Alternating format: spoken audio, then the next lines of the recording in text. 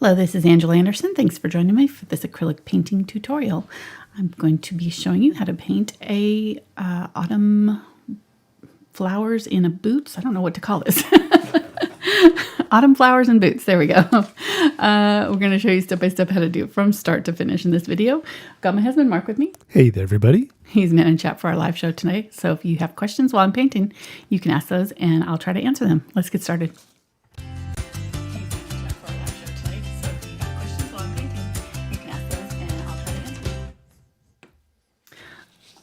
Alrighty, so this is our reference photo. I decided to do it on a square canvas. You could really do it on any size you wanted to. It would probably look nice on a kind of vertical portrait style, you know, cut off the sides here a little bit.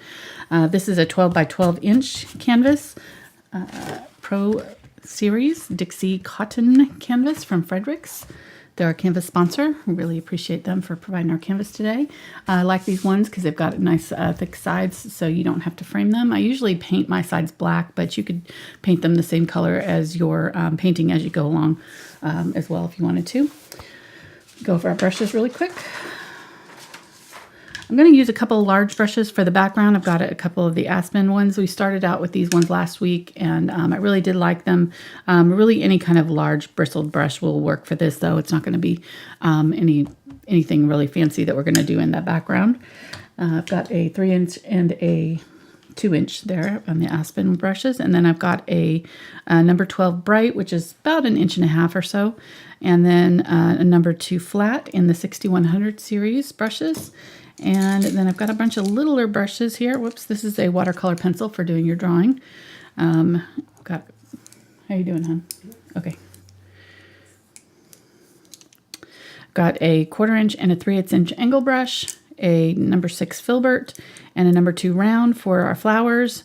And then I've got a couple of willows blenders here. This is the 1/4 inch and 3/8 inch. Actually, they're just called blenders now.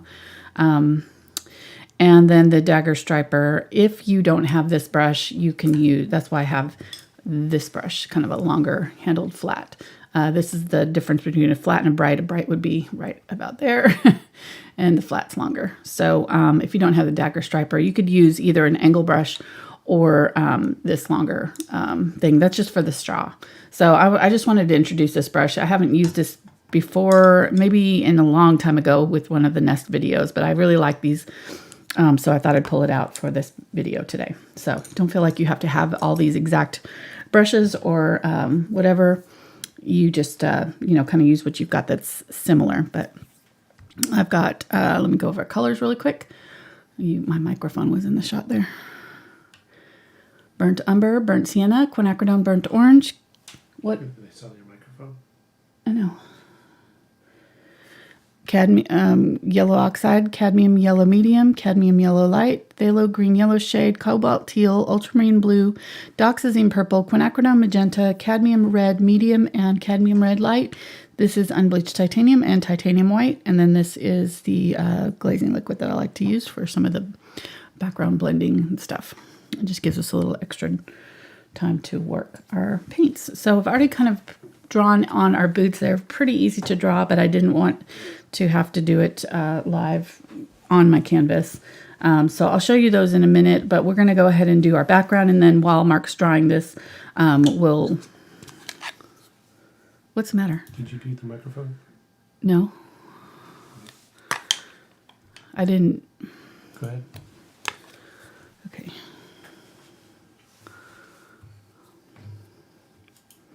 So I'm going to start out with the largest brush here. Go down. Right there, device properties. Right there, up. It's fine. Yeah. I didn't do any. Okay, sorry. Okay. Okay. Well, I don't have it as close to as I usually do. I can move it closer. Okay.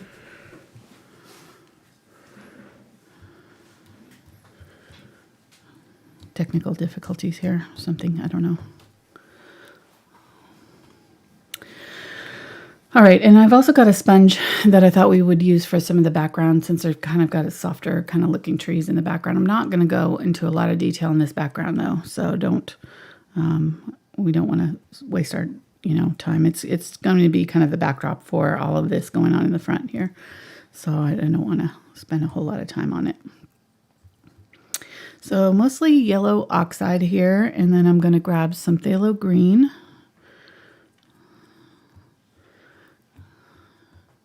Maybe a little bit of the cadmium yellow to brighten it up a little bit. And then I'm going to use a little bit of the Unbleached Titanium over here. I'm going to just make a mess of my whole palette. You're probably, if you're not using a glass palette, you probably want to have a separate plate for this, because these large brushes just kind of make a mess. They're so big. Okay, so one thing I do want to do for sure is spray my canvas. So I'm going to use, because this is a little bit more textured and it's quite large, so I'm just going to spray it once with some water. That's just all regular water. And about a third of the way down is going to be our straw, and it's kind of a little bit of it at an angle here. So just kind of mark out a line for that. You can see my mark here, and you're going to want that. And then just above that, really kind of right up, maybe just above the boot line here, we're going to want a horizon line. So that's just above the halfway mark. That's our halfway. Just above that, we're going to have kind of a sort of a line there going across. And then our boots are going to fill the bottom half. So they're actually come up just above the halfway mark, but the bottom of this boot is right at kind of right center of our canvas. And then this one is just on this side.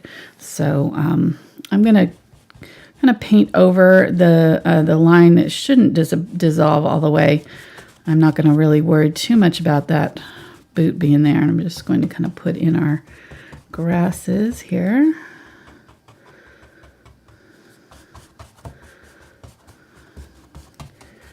Any of the parts that we go over, we can fix later. So this is just going to be kind of our initial coat, and getting a little bit of the darker now. So that was kind of a little bit of the lighter, and I'm just going to use this brush and kind of tap some sort of horizontal lines in here.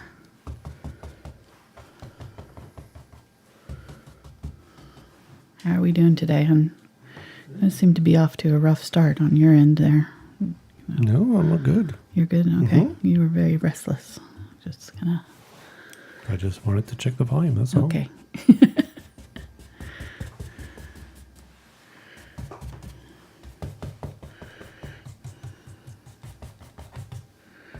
Everybody doing good in chat?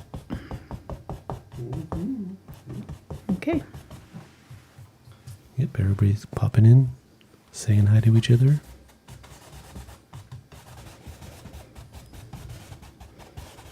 This is a little bit of burnt umber mixed with the same color. I haven't changed anything. Burnt sienna, I mean.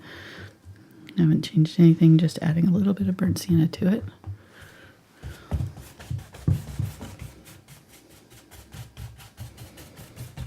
And these large brushes just make real quick work of these backgrounds like this, and I'm just going to kind of lightly sort of brush across.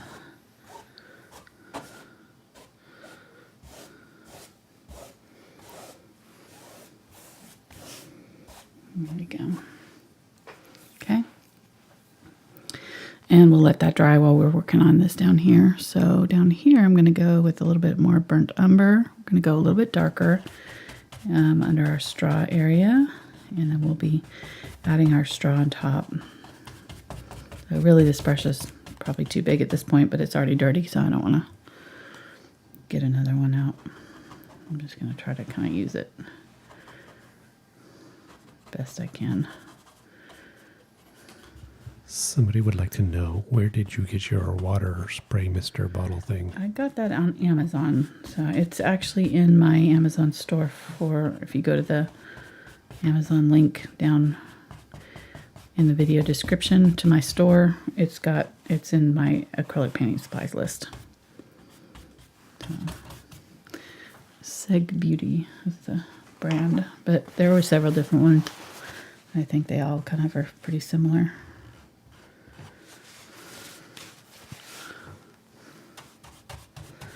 Okay, and then I'm going just right along those boots there. This part's pretty sloppy. Don't worry. And, you know, just you can see how sloppy I'm putting it on. It really does not have to look any way in particular. We're just kind of trying to get some color on the canvas right now, get it kind of toned. And I really could have covered the whole thing with kind of yellow oxide probably. That would have been a good undertone for this. So if you want to kind of skip this step and do yellow oxide, you could do that and then come back in and with some of these colors on top of that and let it show through. So there we go. It's pretty good. Then I'm going to get some more just burnt umber and just try to put in some kind of random bits that are darker.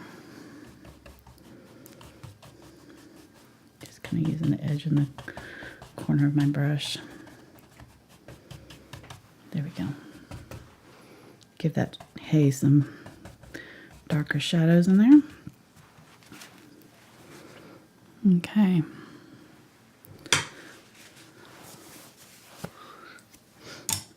Let me see. That's pretty dry, pretty wet. Let's go ahead and have you dry this, honey. And then I'll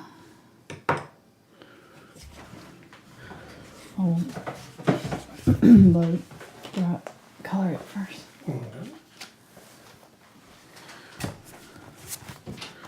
Or draw it, I should say. Color it. There we go. Here's our drawing from our $10 group is doing this for our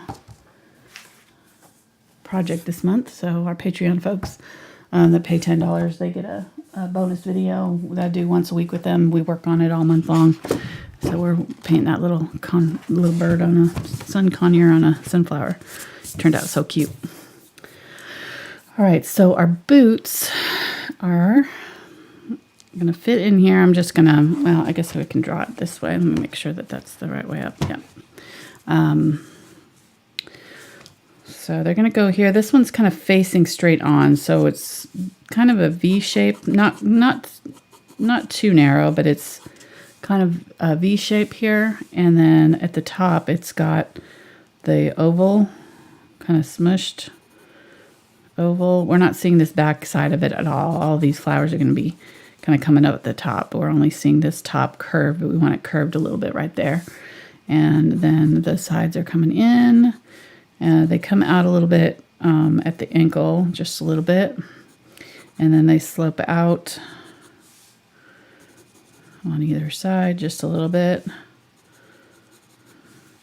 And of course, these are pretty clunky, so they're not really, you know, it's not a fashion statement. They're not. They're pretty rounded out right here. And this part from here to here is about, well, from the ankle is maybe about a third, something like that. So you can kind of measure and just kind of see, make sure that you're getting that. So it's about right about there is that crease, and then there's another one there and there. I don't think I'm going to put all these kind of details that are in the boot in ours. I drew them out, but then I was like, you know, really don't need them. I think we're just going to kind of indicate some highlights there where those creases are. And then we're seeing the top of that red, and then that black part underneath comes down and is like that there. And then, thank you. Mm-hmm.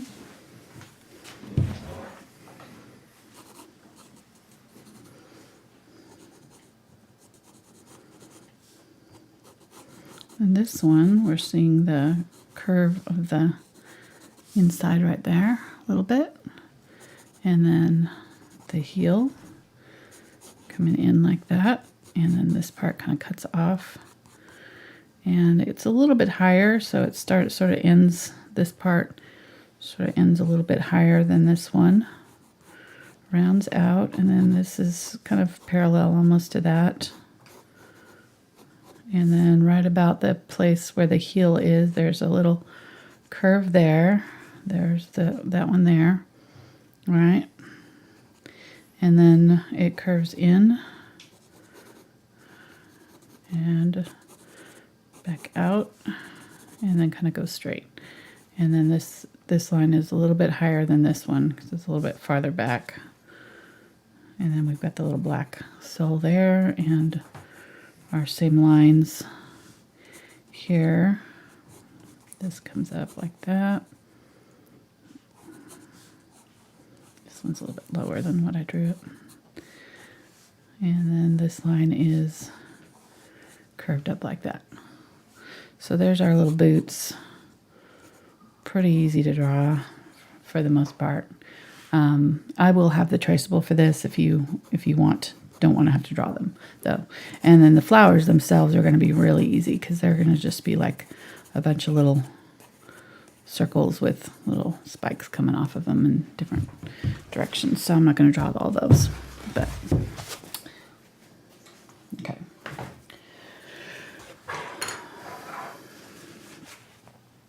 Let's use our sponge now.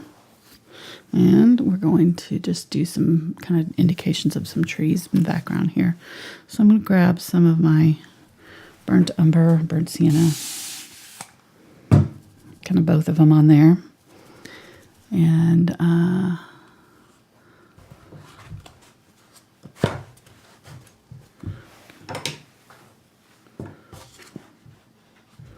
arm, it's all, it looks like you've been beating me.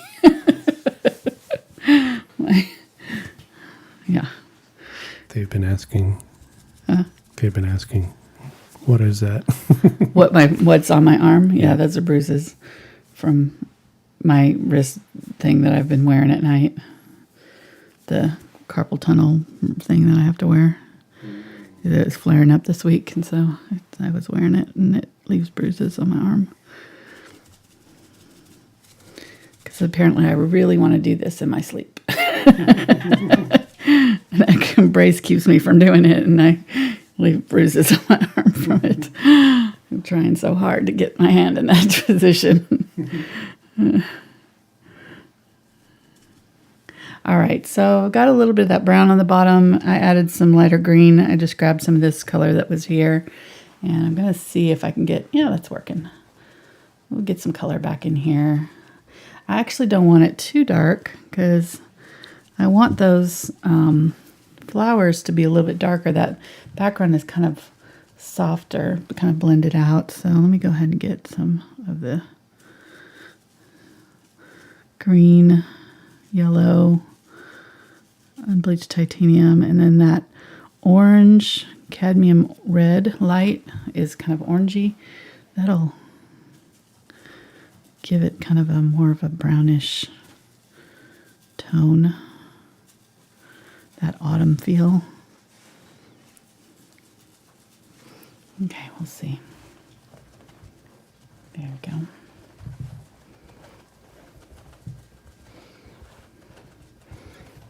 Okay, and I'm just going to kind of go with a kind of a random look here. I'm going to put some darker areas in here. If you get these little, see these little dots, I don't want those because those are kind of repetitive looking. So I'm just going to get some brown on a clean spot and just kind of go over and try to separate those out a little bit. There we go. It's a little bit better. So just putting in a little bit of contrast here. So we've got some darker stuff going on back there. And then I'm going to turn it around here and use this lighter side. Get some of the cadmium yellow light. Let's try a little bit of white with it. My unbleached titanium, unbleached titanium. I'm try to keep my thing down so you don't have to see that bruise. I'm probably going to get paint on my shirt, but that's all right.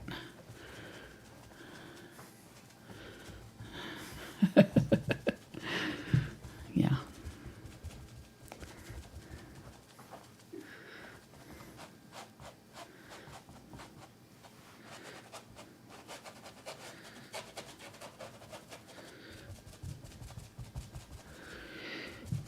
Okay.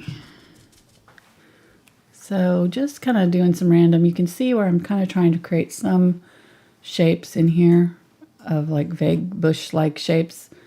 But I'm not going too far into it. I want to keep them pretty, like almost like they're blurry back here, you know, which is like it is in the picture. So that's all I'm doing. I'm just kind of trying to keep it sort of random, like in our picture.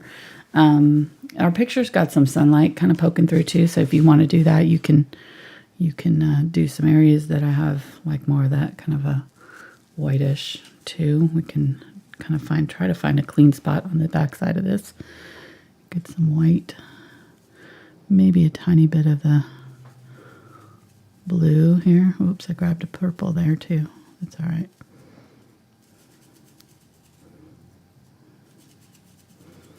There we go. Get kind of a grayish blue here.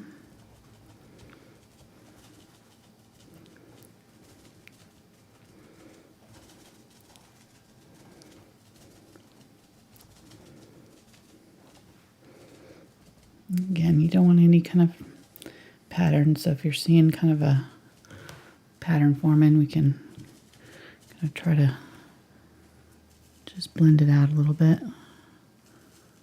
Get a little bit more white here.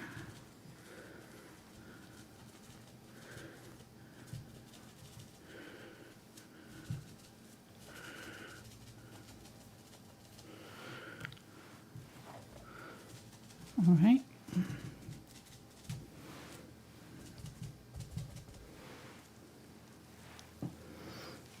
I'm going to switch that around. Get a little bit more of that cadmium red light or cadmium yellow light. A little bit of yellow oxide. It's got a little bit of that green in there too. And then I'm going to find a bush here and just kind of try to create the highlight part on a bush here. Another one down there. They may be getting a little sticky, so I need to be careful. It looks like my first layer is kind of drying, so I don't want to do too much more.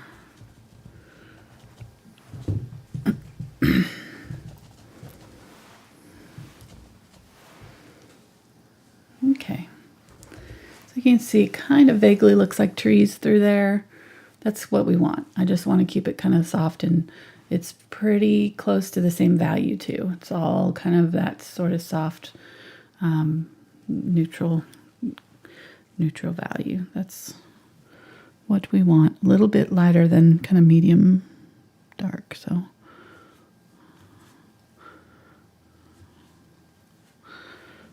okay, I made a mess in my hands with sponge brushes.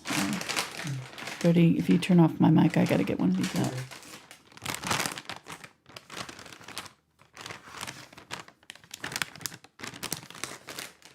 Okay, thanks. What? No finger painting today? No. Man, I needed gloves for that, didn't I? Look at how dirty my hands got. That's because I was using that sponge all over. I have multiple sponges. I don't know why I just didn't grab my other sponges out. It would have made it a whole lot easier on my hands, at least. I don't want to have a bunch of paint on my hands while I'm painting the rest of this because I mentioned this before, but acrylics stick to each other. So these dry acrylics on my hands will stick to the dry acrylics on my canvas. So if I touched down on a painted area with paint on my hand, it would just kind of transfer that paint right off my hand onto the canvas. So we don't want that to happen. So I'm keeping my hands clean while I work. Trying to be better about that. Okay. So I think I'm going to grab, I don't think I'm going to use this brush after all. I was going to use it in here, but I don't think I need it. I'm going to grab the medium kind of bright color here. I'm happy with that background, I think.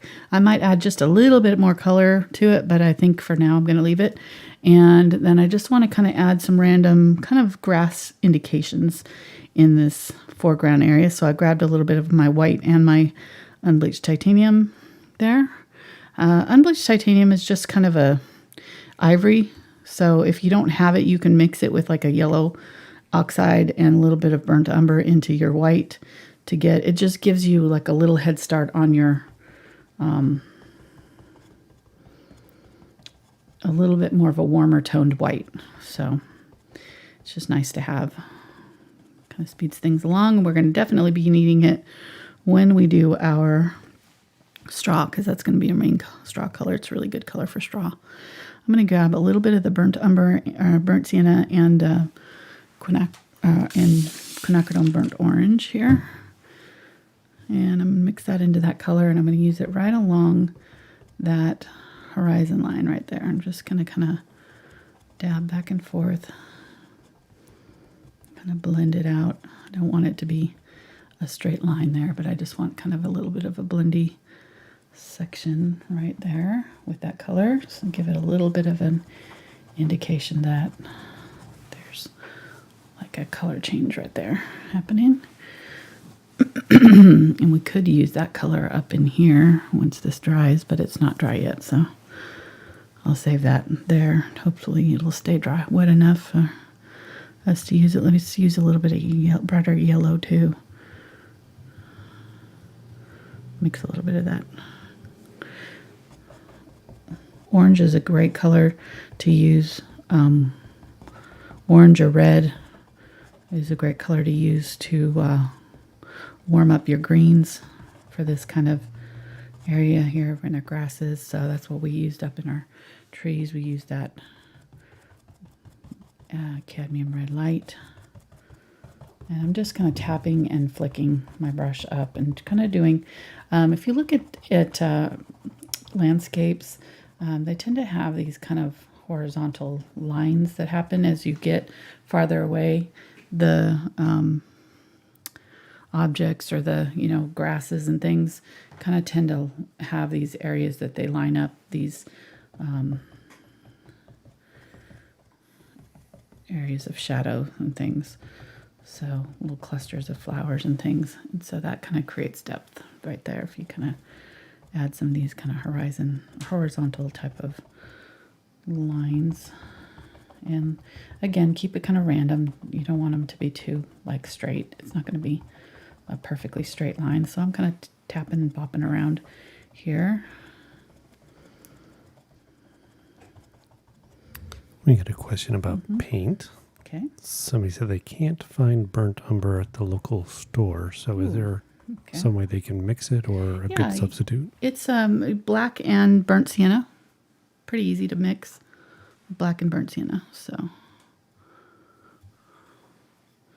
going to use a little bit of that burnt umber right along that horizon line too. A little bit of darker something happening back there. And as we get closer up here, we're getting a little bit more light. So I'm going to get a little bit more of the lighter color and just add that in here. Just a few little areas right up next to our straw there.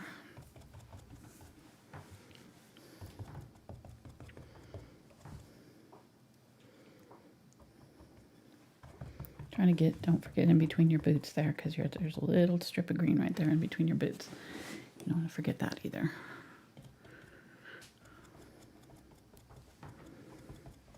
Okay, that's all I'm going to do. I just want it to look kind of random and blurry back there. All right, let's do some of our grasses. We want to work from back to front, so that's, obviously farthest, so we're working this way. And then we're going to put the boots on top of everything. So that's why we're not going to do the boots now. We're going to wait and do the grass first and then the boots. All right, so here's these two brushes I was talking about. The Dagger Striper is kind of like a combination of the Filbert and it's like if you did that way. So this side's the Filbert and this side's the angle brush. So it's really versatile. I like it a lot for doing random grasses and things. So I used it a lot when I did my Nest series of paintings way back when. Probably painted. I got on a series there for about 2 years where that's all I painted. Mark can tell you. I painted probably 200 nests. I don't.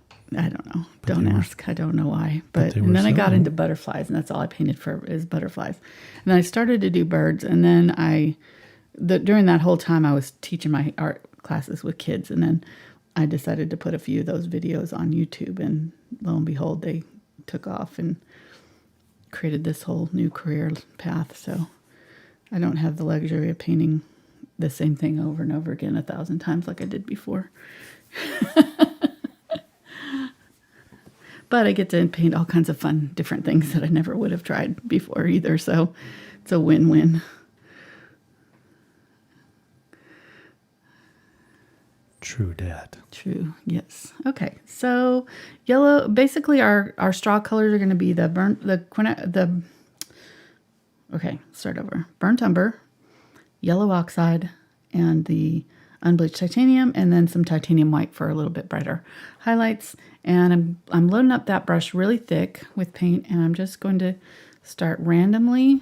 And if we've got enough paint on here, on our brush and on the background, we should be able to get some kind of straw-like motion. This area back here is a little bit more blurry, so we don't have to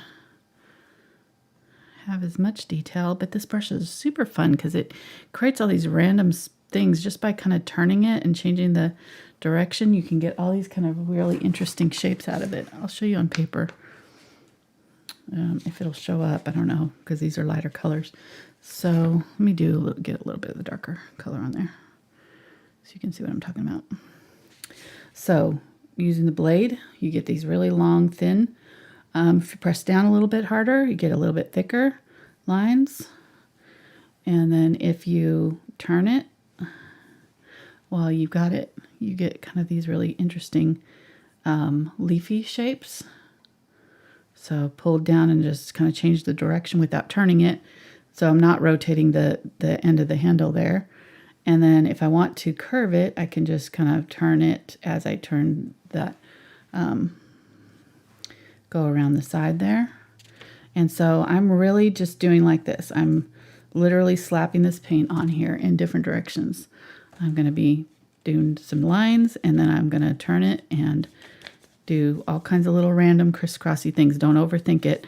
Because if you get really too deliberate with it, it just starts to become looking like a pattern. Again, we're kind of trying to avoid that. And then once I do kind of my first random pass, then I'll go back in and do another pass over the top and try. And this time I'll do a little bit more deliberately and kind of try to see, okay, I might need a little different kind of, maybe a fatter one in here, and kind of do like that and just kind of crisscross them all over each other. And that's how we're going to do this whole straw area. And we've got that dark color underneath, so we've got a nice backdrop for these lighter colors to just sit on top. And I want, I want a lot of different colors in here on my brush at the same time. So I've got a little bit of lighter colors, a little bit of the darker colors, and it's just really fun. And if you don't have one of these, you can use one of these longer bristled. The longer the better with this, because you need a lot of paint on your brush to be able to do. You won't get the same kind of look out of it. They'll be a little bit more kind of squared off on the end and not as rounded, but you can still get the same kind of effect. You can see, I'm kind of still getting that grassy feel with that brush. And it's actually a little bit firmer, so it's giving me a little bit more. I might go ahead and use it.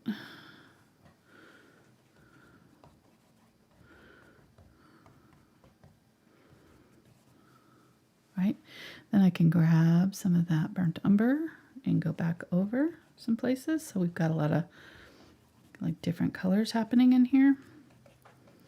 Lights, darks.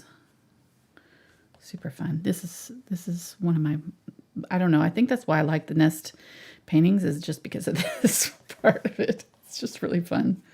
It's really freeing. You can just kind of wiggle and, I don't know, do all kinds of squigglies and fun stuff. Trust me. Don't. I think the main thing is just to kind of don't try to make it look a particular way. Just kind of let it sort of guide you as you go. If you make a mistake, you can always go back in with your darker color and add, more of the darker color in there. If you got an area with, it's just like, turns out that maybe you put too many of them and they just look white, which I've done, you get kind of going on with these white colors and then you end up going, oh, I don't have any of my dark left in there, so just go back in and add some of that. But you can see how fast this goes and it's really, really fun. So hope you try it. I really do like these. I'm just gonna do like that. I'm gonna clean this out. I think I'm liking this one better for this. I don't know why, but I think this is a little bit firmer bristles, and on this canvas it's just working a little bit better. So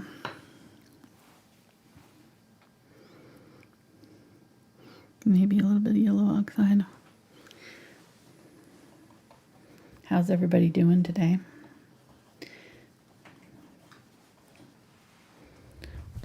It seems like they're doing all right. Doing okay? Yeah. Got all the normal people's watching today. Oh, yeah. All the unusual suspects are here. Hey to everybody. From all over the places. I know. It's crazy.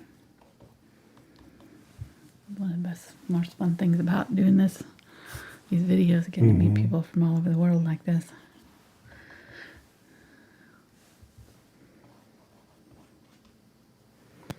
Okay. Yeah. They all come to talk about food. They found a good art channel to come and chat about food. Chat about food, yeah. I like it. Food's important. I have a feeling you have something to do with that direction of the chat there. Nothing at all? Not because I know you hate to cook. So. Not. Mark likes to cook way more than I do. And we have our kitchen back, so yay. If you're wondering about the renovation that's been going on since July in our house. I'm actually, I think we're 99% done, so pretty excited. Started to cook again. Got our pots and pans back out. It's pretty awesome. Yes. Never thought I'd say I missed cooking. Didn't want to eat out anymore. I'm so tired of eating out. It's not even funny. Yeah, I know. Okay. Let's go ahead and I'm going to let that set. What we'll need to do is just do like a glaze of some shadow areas between the boots. There's some dark areas. So the easiest way to do is just to glaze over that now that we've got it on there. But isn't that fun? Super easy, fast. And now we have a little straw bale that our boots are standing on. Okay, let's put in our red for our boots. So I didn't have the Cadmium Red Medium on our list, but I just added it at the last minute because I decided it really could use it. It's a little bit more of a pinkish red, so I'm going to add the Quinacridone Magenta to it. I'll make it a really bright fire engine red. Look at how pretty that is. And I'm just going to go ahead and start at the edge and pull in, kind of do my line and then sort of pull in. Yeah, I may need 2 coats on here. It's okay if I do. I got a little off my line there. Just bring the whole thing out a little bit more. There we go.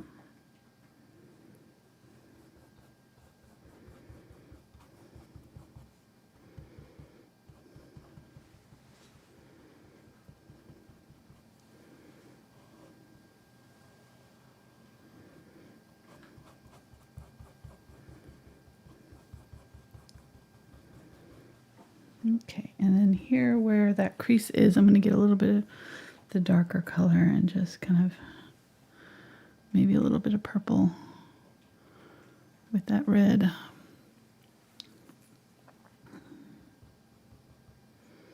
Mark that.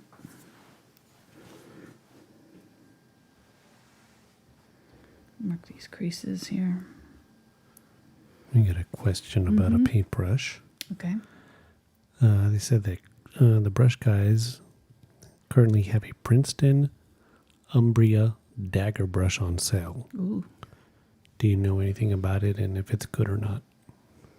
Umbria, Princeton, Umbria. I don't know that line. So I would have to look it up. You'd have to see what it's intended for. It might be, I want to say it's oils, but I don't know for sure. So this area here, I'm using that darker color. So it's kind of in between those two boots. Kind of a shadowy area right there.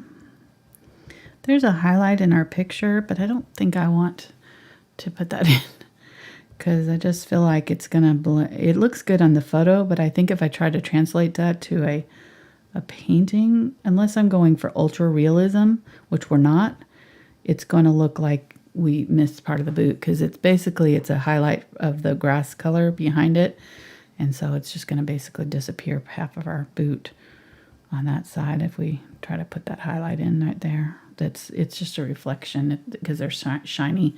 So I don't think it's gonna hurt it just to be darker in that area there. And I added a little bit of that dark color to that side of that boot too.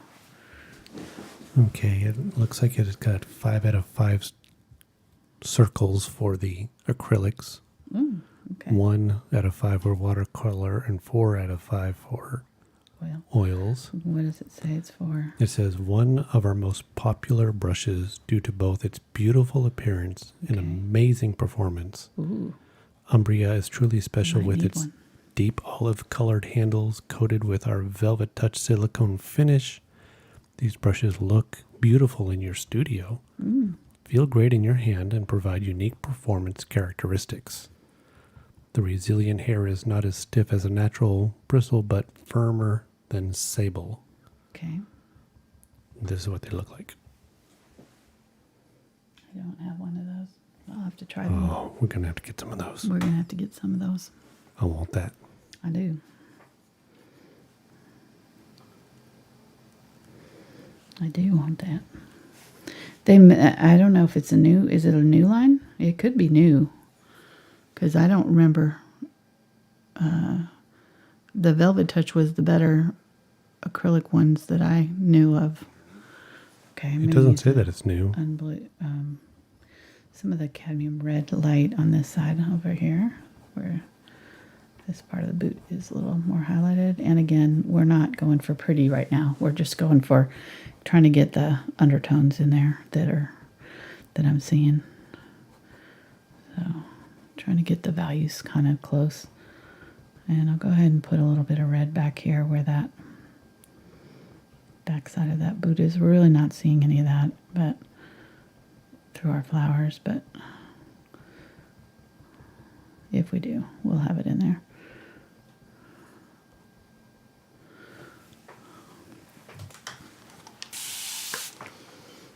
It's going pretty fast. Not too bad. So using a little bit of that lighter color here, this side of that boot, I'm just going to put in with the lighter red. Just do along that line and then kind of pull in towards the center.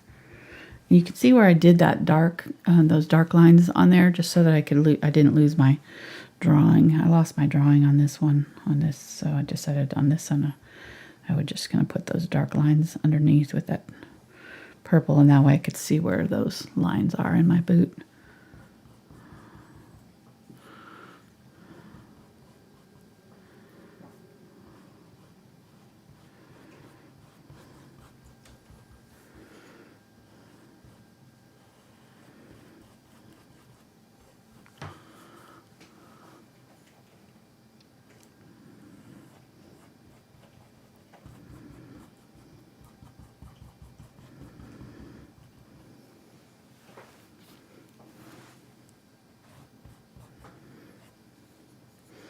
Yeah, I'll have to get a hold of Princeton and have them send me some of those. Sound awesome. Ask them about it. They're always coming out with new stuff.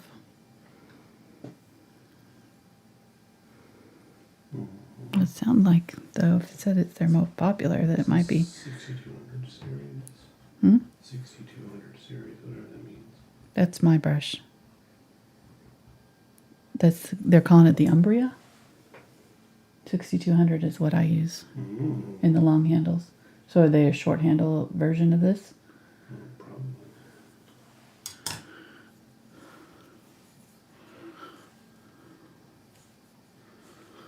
I didn't know they were called 6250. Oh, okay. Sorry, 6250. It's I think it's a short-handled version of those. Then yeah, that would definitely work then.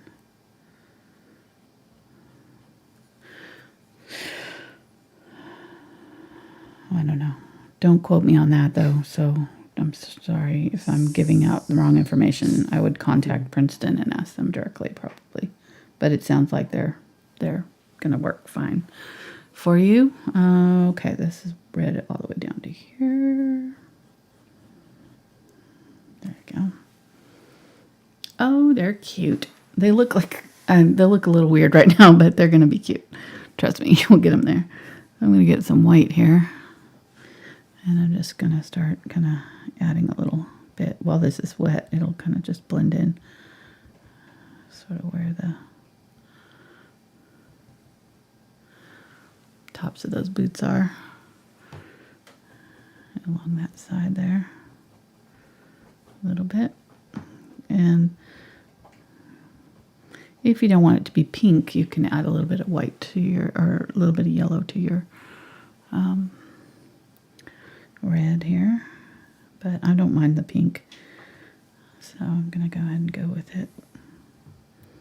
And I'm skipping over those areas that have the creases. And this side is not as bright as that side, but you can see. Oh, that's good. Okay. Yeah, I think we're going to go with kind of this looser style for these. I just think it's going to work a little bit better to have kind of this more impressionistic type style, especially with these, the straw done the way that we did. So.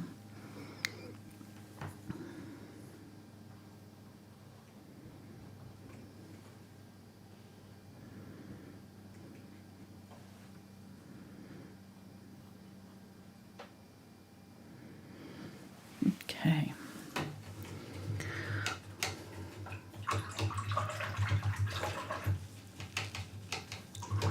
Let me clean that out. And I'm going to use a little bit smaller. So let's get the smaller 1/4 inch angle for the bottom of the boots. And I didn't put out any black, so we're going to have to mix our own. So we're going to use burnt umber. Let me keep these wet. And ultramarine blue in equal parts. I'm going to make a nice black for us.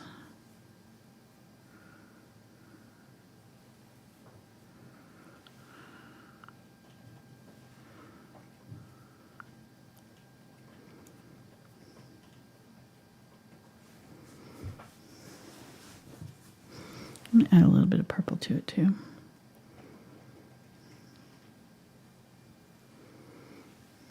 I feel like I got a little bit of light white in there because there's kind of an undertone of... Let's see. There we go. Okay, and if this is not dark enough for you, you can always get black. I just forgot to put it out on my palette. I didn't see this part of the boot was black. I guess I just didn't notice when I was picking my colors today. So that part is kind of thick right there. And then it kind of goes right up next to that. And then there's a thin area here. And then all this is a little bit thicker right here. But there's a lot of black down here. So we're going to glaze this straw to be dark.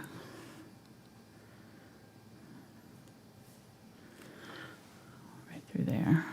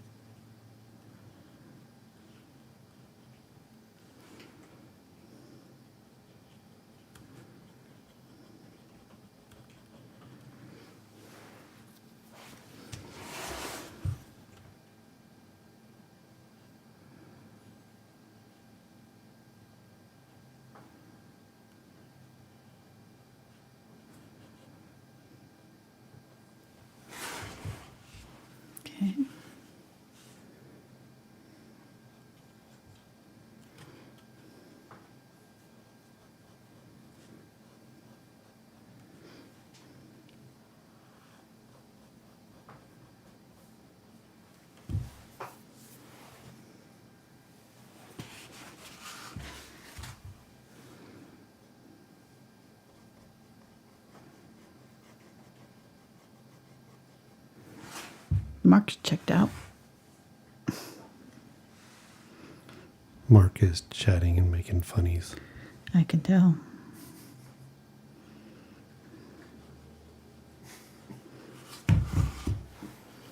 You just do your painting thing over there. Yeah, I know. Hold on. I'm just like, apparently I don't get any of this chatting happening with me.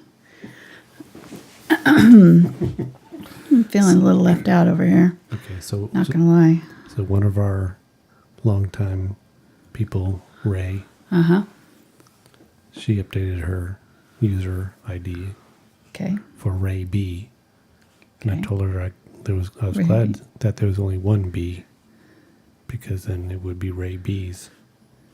It's a dad joke. Carry on. Carry on. There's no buzzards here. All right, adding some white. And just going to put a little highlight along the top of that. Just tap in a little bit along that top edge. Just a little bit of lighter gray right there.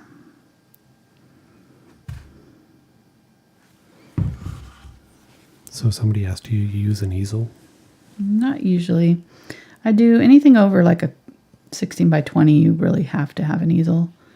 But since I do these smaller canvases for the videos, and anytime I'm using anything, kind of smaller than that, it just makes more sense to hold it. It's just easier to just move it around. Easier to paint on too than just kind of a little bit unnatural on the smaller canvases to use an easel. For me, I mean, they do have tabletop ones, and those work all right.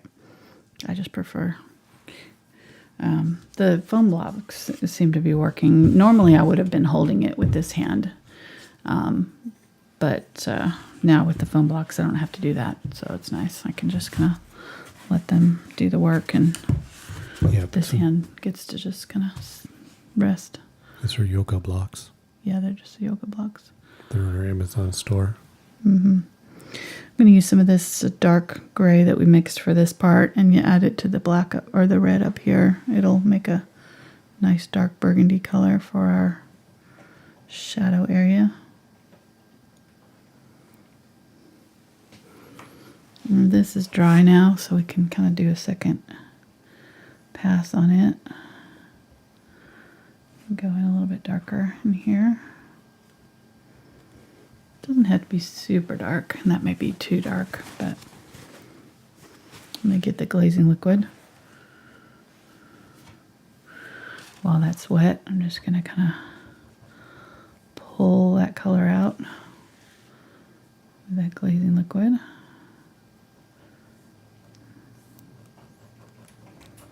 It kind of works like water, so water would do the same thing, but we don't want to use water because what water would do is kind of unbind it from the canvas. It kind of underbinds your paint when you're using heavy body acrylics. Now, if you're using craft acrylics, it's not going to be a problem because craft acrylics are mostly binder, not a lot of pigment. But with heavy body acrylics, they're mostly pigment and not as much binder. So you're going to be more careful with them not to add too much water. So that's why we have that glazing liquid on hand all the time, and just kind of add it whenever I would need water to kind of smush paint around. I'll grab some of that instead. This makes it easier to control the paint too. Okay, so adding a little bit of that darker color along that side too. Getting some of the brighter red and going over the top of that.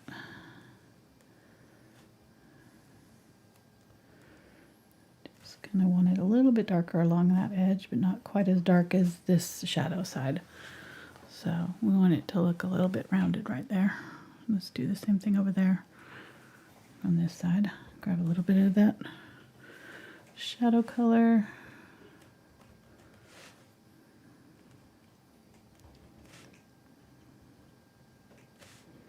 And really, if you want, you can kind of just tap along that edge. It'll kind of fuzz out that edge a little bit.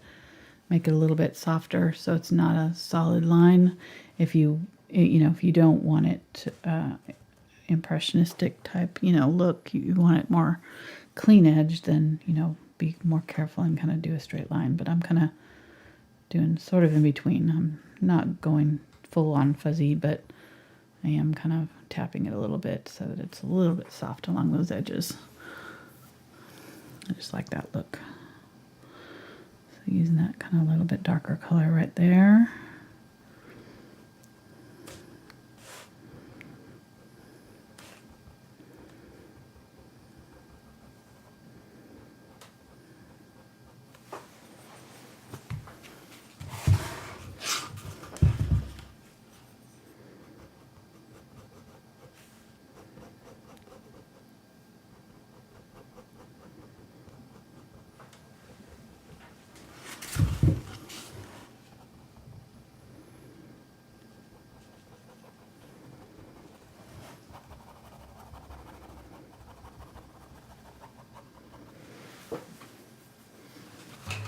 Okay.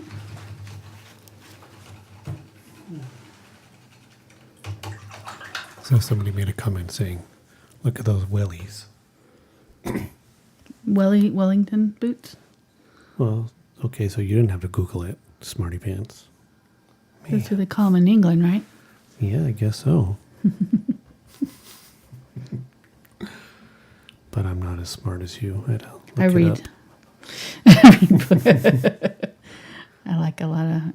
watch a lot of English dramas too.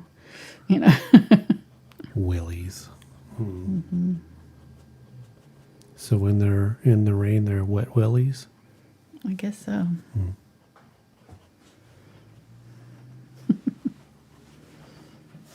Just doing the second coat here with this bright red.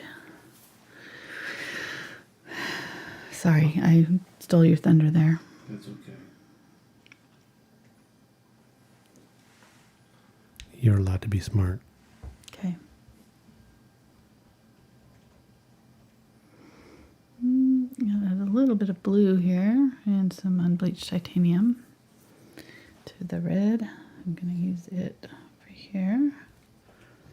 This side's got a little bit of, seems like a blue tone to me.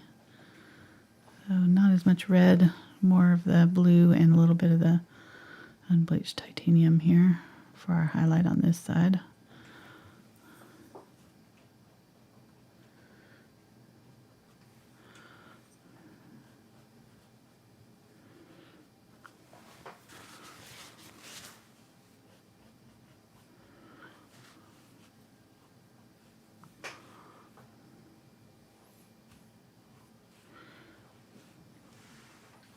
So we're going to be painting again tomorrow?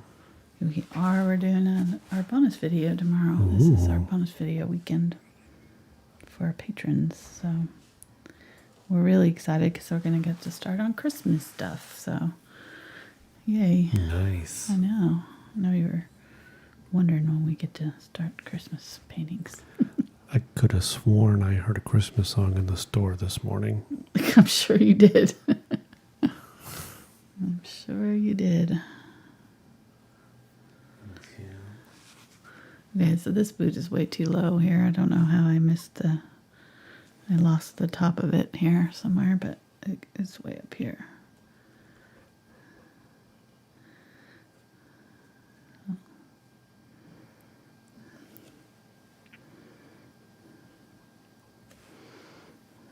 I don't know where the top ends right up there because it's kind of disappears up against the bushes and things coming out of it, but there we go.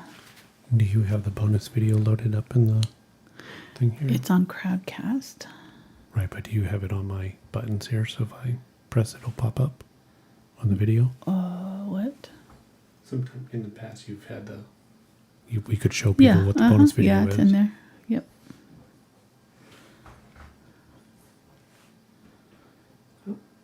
There it is.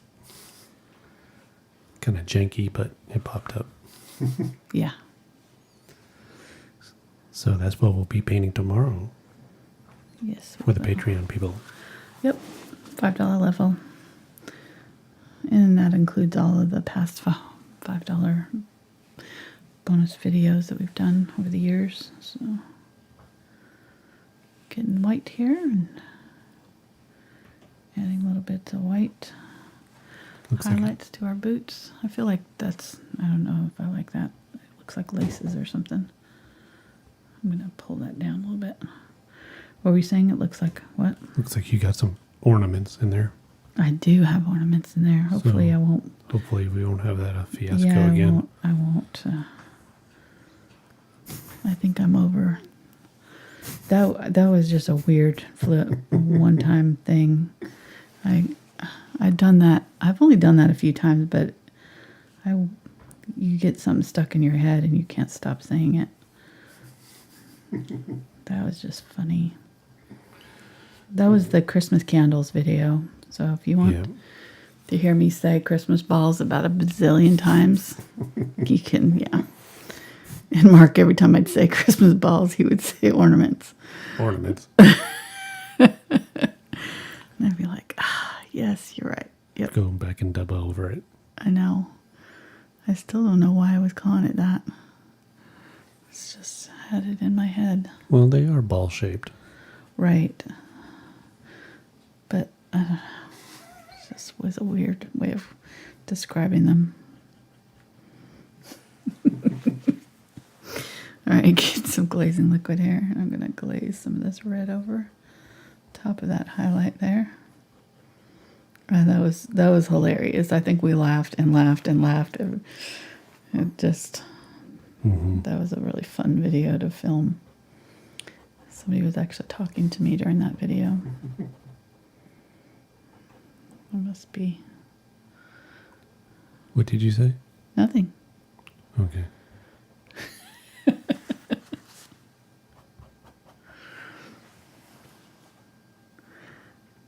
I got a feeling that comment was directed at me. I don't know what you're talking about. Using the Cadmium Red Light here. I like this one with the white in it. That's a good color right there. I like that. So the Unbleached Titanium with that color is working. That's a good highlight color for these. So throw that on there. It's got more of that yellowish tone, like I was saying. Sometimes that pink just doesn't look right. Okay, and I'm just going to throw in a highlights on here, trying to kind of see where it's in the photo. I'm not going exactly by the photo though, so I'm just kind of trying to get them in the generally right area, but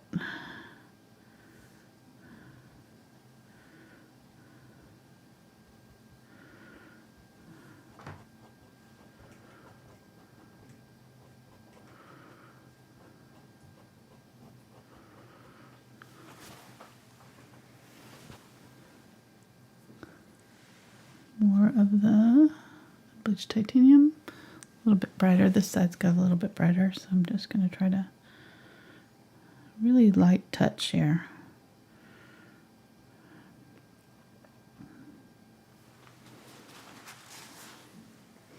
And I'm going to get some white here, and I'm not adding any more of the red, I'm just adding white to this color. So trying to get a lighter version of it. Use the tip of the brush there, use some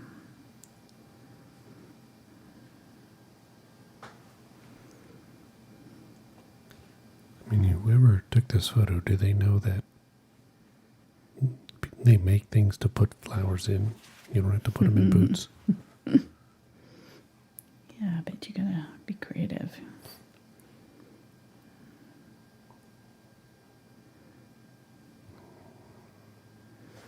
So somebody's walking around in vases? In what? In vases? Yeah, well, yeah. Must be uncomfortable. I think so. Not very practical either. Putting a light white line right there where it's catching the light. Just, yeah. No.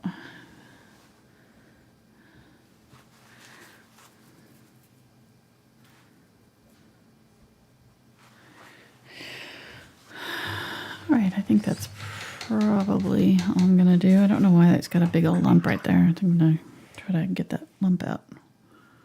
It's not, it's a little bit lumpy, but not that much. So real quick about the video for tomorrow. Yes. What size canvas are we doing? We're doing an 8 by 16 inch. It's a long, thin canvas. Since that picture is long, there's a lot to it. It's going to be a fun one. Okay. And then we got another question about paints. A little bit of the darker color here. Yep. And it is, if they're going to start buying these golden paints, Yes. what are the first ones they should be buying and start their investment? Buy titanium white first. Buy Quinacridone Magenta and Phthalo Blue. Or, yeah, Phthalo Blue and Cadmium Yellow Light. And Cadmium Red Light. Those will get you the most variety of colors if you just want to mix those. And then from there, black, carbon black, yellow oxide, and burnt sienna. Like I said, you can mix burnt sienna and carbon black for burnt umber, so you don't necessarily have to have that, although I probably use burnt umber more than burnt sienna, but it's harder to mix it backwards, if that makes sense. So it's harder to get burnt sienna out of burnt umber. You really can't get the same exact tone. So, yeah, and then your green is a super easy color to mix. So green would be one of the last ones that I although you'd use a lot of it, it's one of the easier ones to mix, so you don't need it. So then ultramarine blue with your burnt umber, with your phthalo blue and ultramarine blue, and then you've got all of your both a cool blue and a greener blue. So you got a more purple blue in the ultramarine, and then a greener blue in the phthalo blue, and then Quinacridone Magenta is the pinker, more purple side of the red spectrum, and then the Cadmium Red Medium, or light, not medium, Cadmium Red Light is more on the orange side, and then that mixed Cadmium Red Light mixed with your yellow, Cadmium Yellow Medium, or light, okay, I keep saying mediums, I'm sorry, Cadmium Yellow Medium and Cadmium Yellow Light mixed together gets a really beautiful, vivid orange you can see here, and that's what we're going to be using for our orange today. So, you don't need to buy orange. Orange is also kind of a fairly easy color to mix. But the Cadmium Yellow Light's a little bit brighter and gives you brighter greens and brighter oranges than the Cadmium Yellow Medium. So I would get that first and then get the Cadmium Yellow Medium. All right, let's get a little bit more red here, and I think we're ready to start our flowers.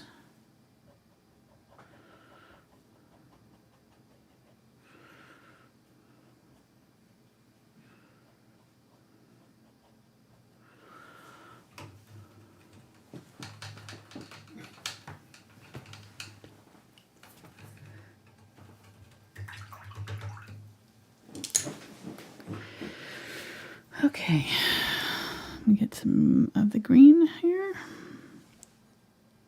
I'm going to clean off my palette first. I've got a lot of the colors on there that I don't need. So, the follow-up question is, why do you prefer the Golden brand over, say, Liquitex? It's a little creamier.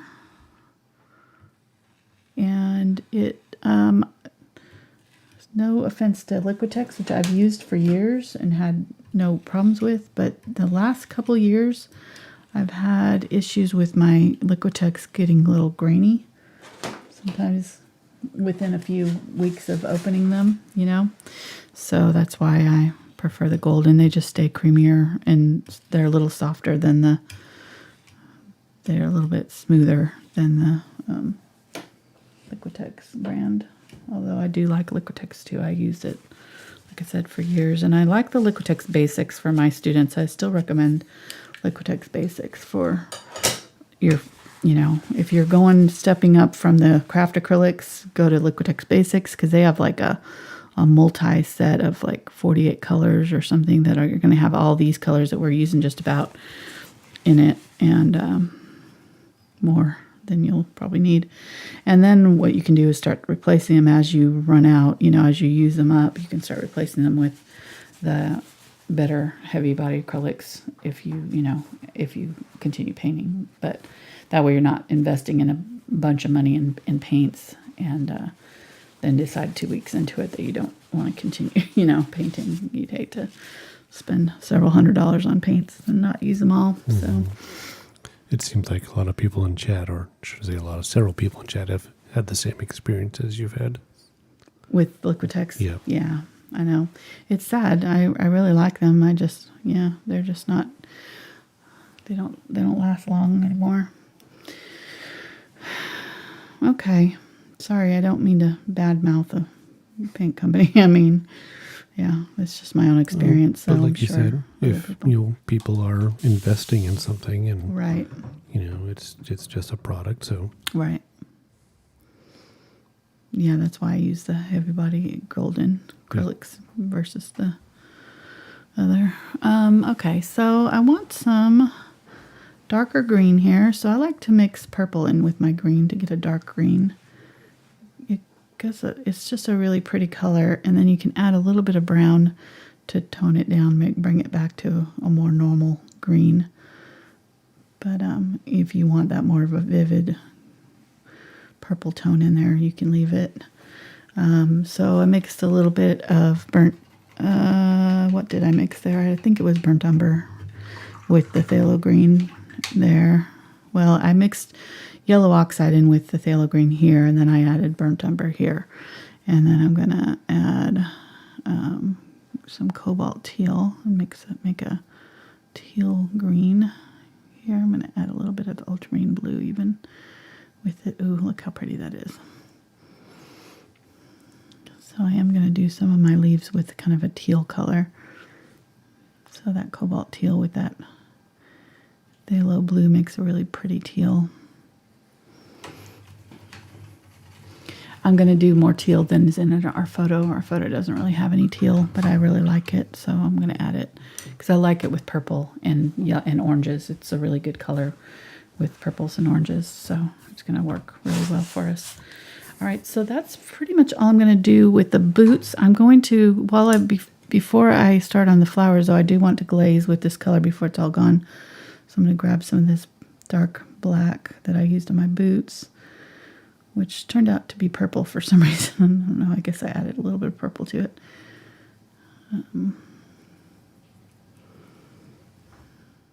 We get another question. Okay. About, person said that they use the mixed media pad that you use, but their paint dries way too fast to blend. Right. So what can they do? Add a lot of water. On paper, you don't have to worry about the water underbinding your paints. It won't. On canvas you do, but on paper it's going to soak in, so you don't have to worry about that. So I just add a ton of water to your paints as you paint. You're going to probably use 2 to 3 times more water than you do on a normal painting when you're working on paper.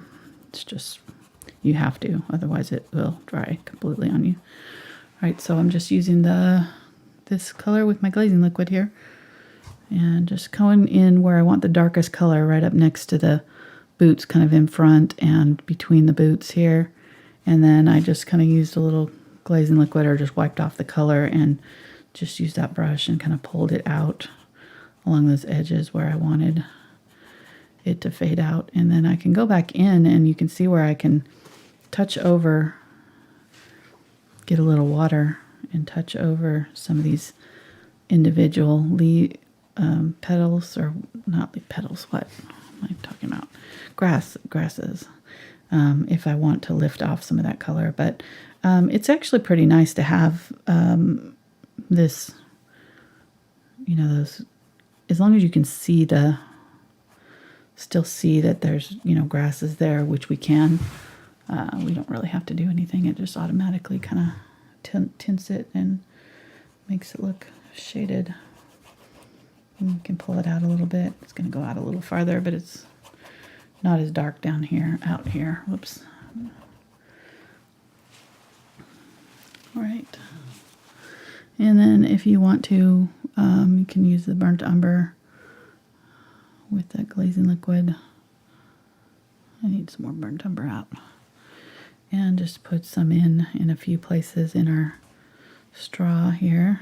Add some little areas of shadow in our straw, maybe, And usually when I did my nest paintings, I would do this a couple times. I would do my first layer of the dark, and then I would, add my light colors like we did, and then I would go in and glaze some of the darker color back in places like this, and then I would do a whole nother layer of the light color. So I would go back in with the white and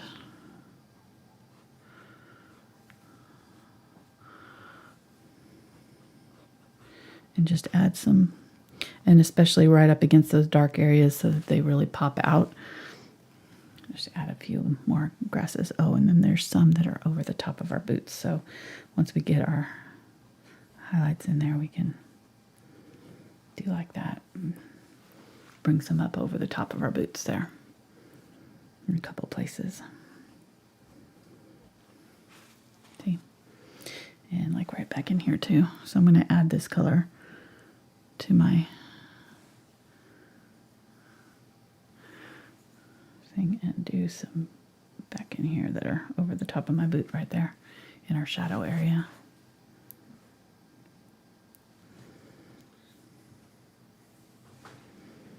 Yeah.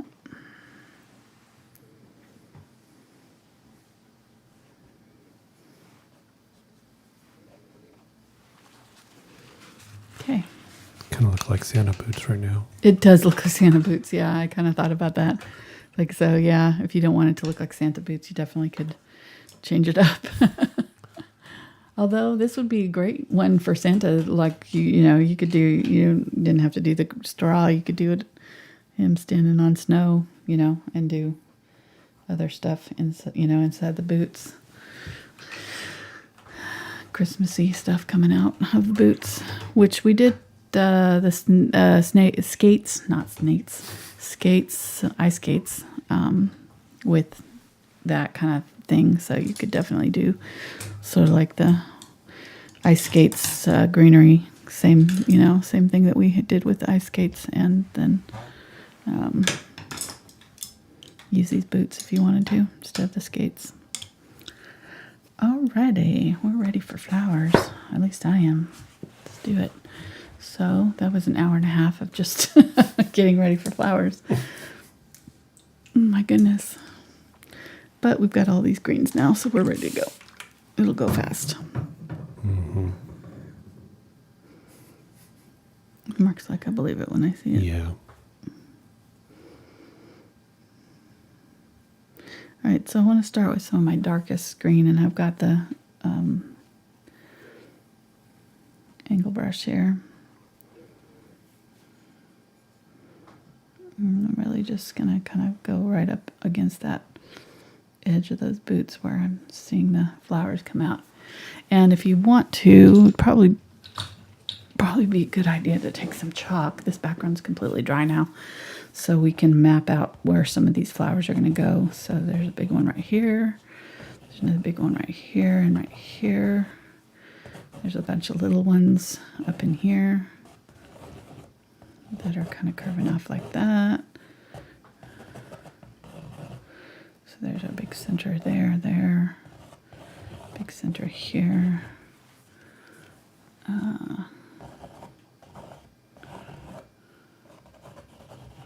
All through here.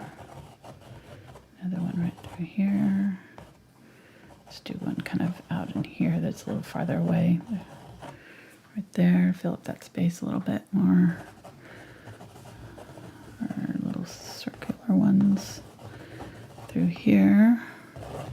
Mum, big old mum right here, or marigold, I should say. And then a big old, there's a big round thing there. Small little bitties all through here. Okay, so there's our kind of general, that way we kind of have no idea where we want to target our stems to go out towards. Make sure we've got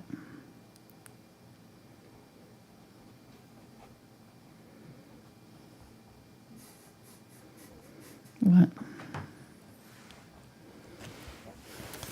People put in caps in chat ornaments. Because apparently you said flower balls. Did I really?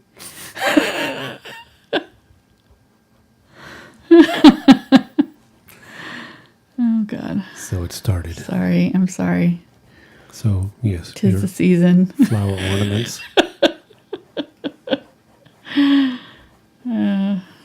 This is a family show, too. I try. It's like you're looking for any excuse to say that word. I mean, I don't think there's a such thing as a flower ball.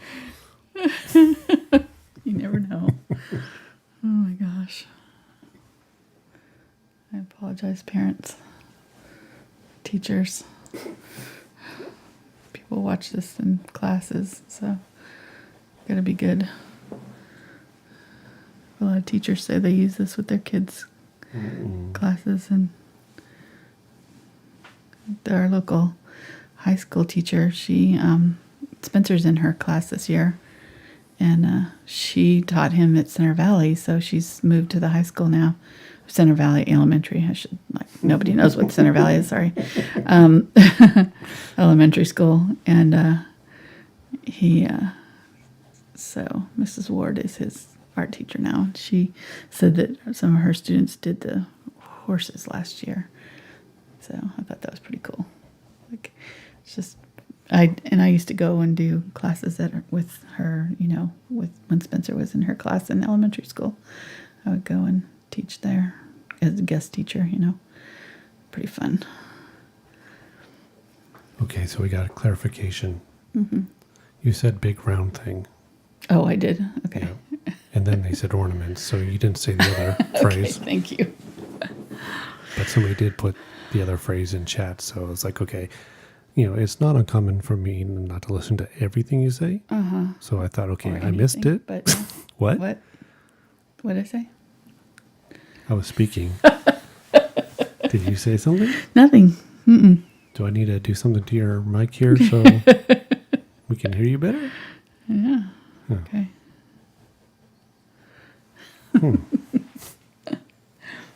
Okay, gonna get some teal here. Let's do some teal.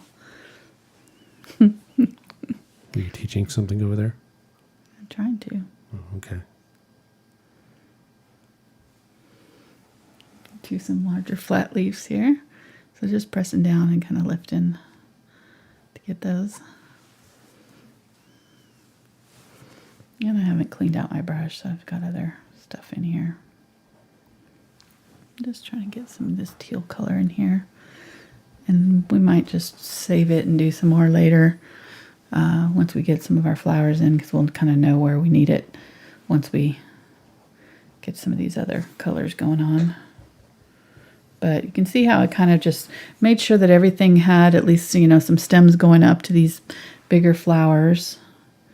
And then just kind of filled in around the areas with some just greenery. And I'm literally just doing kind of a line and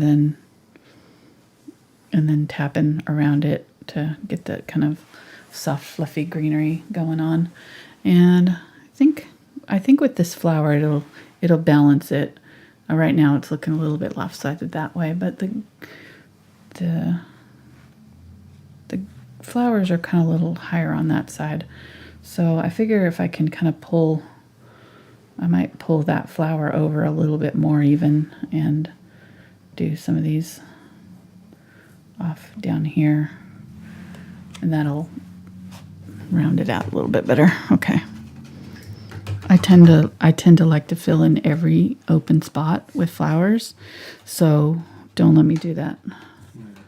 You're gonna have to watch me carefully because I will do that if left to my own devices. Because if there's an open spot, it needs a flower, obviously. Okay, so I'm going to use the Willows blender here, and I'm going to kind of just put some centers of some flowers in to start with. So I want the Quinacridone Magenta and my Cadmium Red Light, or Medium, I mean, and just a touch of purple. And I'm going to kind of mark out where I want these centers of these flowers to be. So I want one here. And I want one here. This just keeps it from getting too fussy.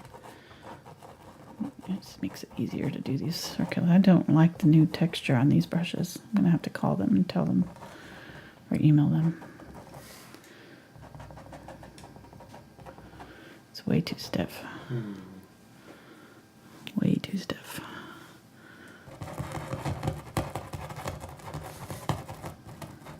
Hear that it's not bending at all. Yeah, there's a lot of noise on the.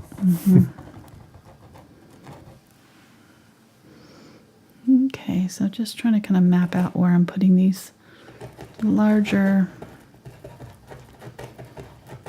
what are they called? Gardella? No, they're Girardella. Yeah.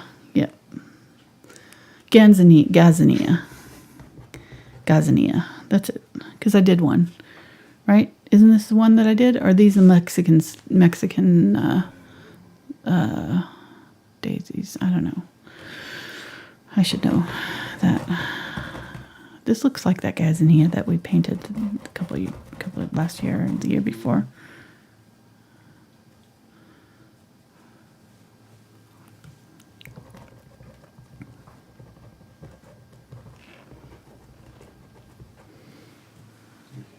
Oops, I looked up and that's what I did right there. So, if you make a mistake, use the wet paper towel and just wipe it off while it's wet. As long as your background's dry, it's going to be fine. What? And what is it moistened with? What's what? What is it moistened with? Your paper towel? Just water. Oh, spit. Be quiet. They didn't have to know that. Yeah, Mark likes to tease me about that. And were you asking me what kind of flowers those were? Because I was like, do you not know me after 30-some-odd years? Sorry. I don't know what I was thinking there. I mean, when I get you flowers, do I ever get the right ones? No. Not usually. It's not. I have to take pictures and bring them into the florist and say, this, me want this. Yeah. All right. I mixed a little bit of white with my purple here. I'm going to do some of these purpley flowers. There's one over here. I'm going to add some more to them though because I like them. They've got these like they look like that one. I mean, I can't remember what it was that was in that. You got me a really good bouquet. What was it for? It was after Valentine's Day because I got on to you about Valentine's Day not getting flowers, and then you sent me a bouquet. Like, lo and behold. I get flowers when I complain about not getting flowers. That's when I get flowers. So I wonder if Freddie can guess what's going to happen this week. What are the odds Angela gets flowers this week? Place your bets. Whatever it takes. That's all I'm saying. Don't beg, don't steal or borrow. What? So don't look over here. No. I might be on my phone doing something. All right, so 3 is good, I think. There. Yeah, I love the centers open because they're going to be yellow. So I'm going to get some white and a little bit of the cadmium yellow medium there. White just helps it cover because we've got, all these other colors back here. So I'm going to just dab. my centers. This one's off center, so it's like it's looking off this way. So the purple is thicker right here. This is thinner right that side. And then this one is kind of going to be right smack dab looking at us straight. So we can do kind of a center for it, or a circle for it. So where did that expression come from? Smack dab. I don't know. I use it a lot though. Smack dab. You're right. That's interesting. I never really. It's probably a weird expression for our foreign folks too. They're probably like, "What the heck is she saying?" Because I doubt that's one that's used, very commonly anywhere else. Maybe. I mean, I can dab pretty good. I'm gonna get green here and do the center with green. What's that You can dab? put smack dab. I don't know. It's funny. Get a little bit purple. I want it dark. There we go. See, and this is going to be fun too, because we're going to do the flowers kind of more fuzzy like this and have that. The whole thing will look a little softer just because we did kind of that sort of softer edges along the boots. And if we wanted to even take it one step farther, what we could do is mix up some of that green that was this color, which I don't have anymore, but I can try to get something close. I think it's yellow oxide in that green. Yeah, a little bit of yellow oxide, a little bit of green. Pretty close. So I can take that and take my red from the boots, right? Mix those two together. This is just if you want to fuzz out your boot edges of your boots a little bit softer, and just kind of go along that edge and scrub with that color that's that background. It's kind of that blend between those two colors. See how that just now it's like really soft there. We'll do the same thing over here. And if I want, I need to get it a little bit darker over here. So, but that's that green from the background and the red from the boots, and I've just blended them together. And so now we're doing kind of a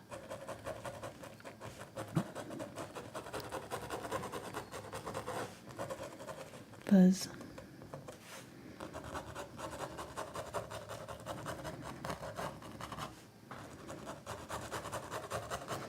I mean, you could do this when you first put it on there. You don't have to go back in and do it now. And you can leave it out totally if you don't want this look, but kind of like that kind of little bit more softer, blendy look. And that's kind of how you get it.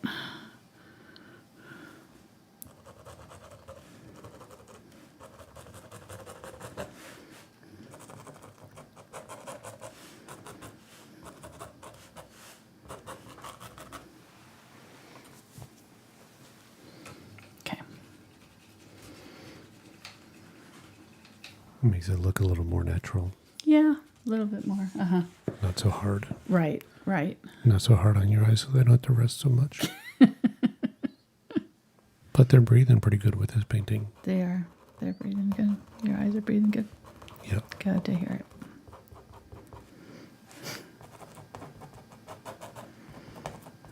it. Okay. There we go.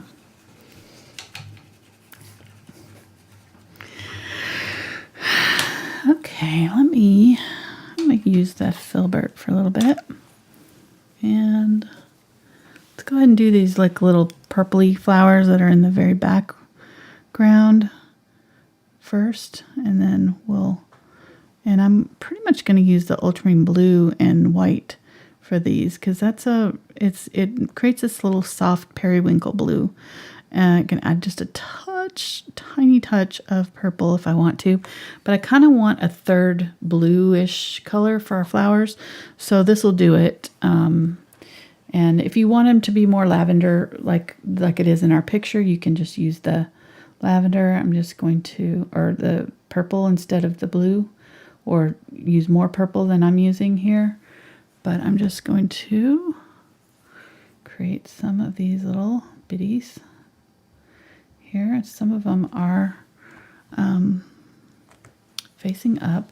So those ones I'm just going to do like little bits like this. And then dab, dab, dab on the bottom. And then the ones that are kind of more facing us are going to be, I'm going to do some down here too. I just realized that there's some that are kind of coming down over the top of the boots. So I need to do a little bit of a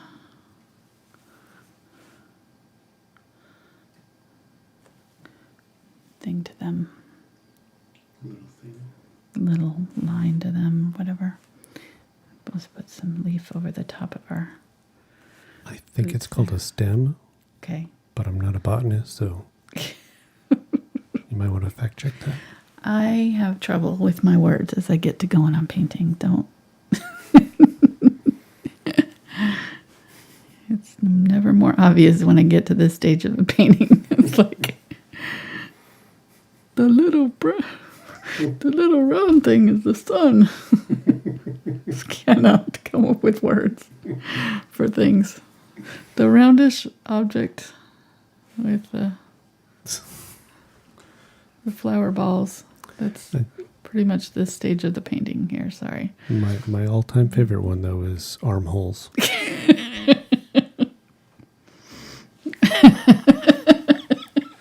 She's painting... AKA sleeves. She's painting sleeves on a shirt and armholes.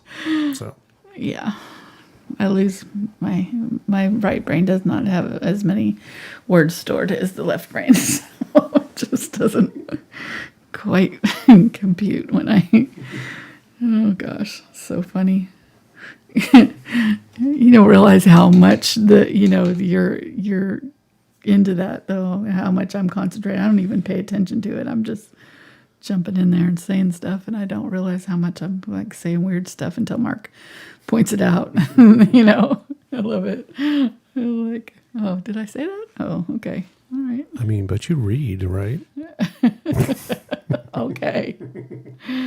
Yeah, I do. I don't read and paint at the same time, though. All right, just making some little dabs here. And to do these dots, all you have to do is just turn your angle brush down and point it face down, and then just kind of push down on it, and it makes a dot. So I'm just making some dots for those flower heads, And really we could go a little bit. I feel like we're being a little conservative here. In our photograph, they all kind of go up, but we could definitely, I think I'm going to bring some down a little even lower on, like really bring them over the top there a little bit more. And maybe do some little things down there. All right, now going back to that blue. Now we can...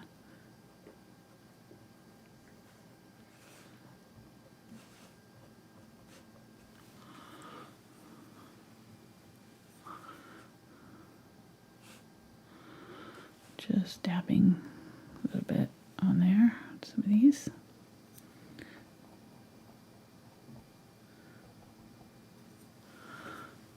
See that?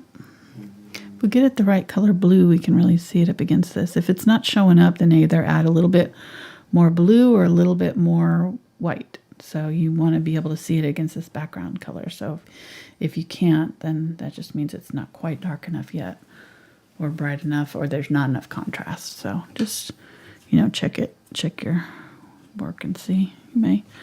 Okay, so I'm a little bit torn here because I've got... Okay, so I'll just keep on going here. And I'm using the Filbert for this because it just makes it like a softer, rounded outside edge. But you could see I was using the angle brush too, and it was working just fine too. So it's just up to you whether you want a little bit softer look on these or like a more rounded, or the more angular. I'm going to use a little bit of the darker blue here in the center and pull it out, because I couldn't see that one. See, it was disappeared against that background. So I just need to pump up the contrast. So I'll do a darker in the middle, and then I'll get a lighter color and do a lighter color along the tips. And then all of a sudden you'll be able to see it. So that's all we need to do.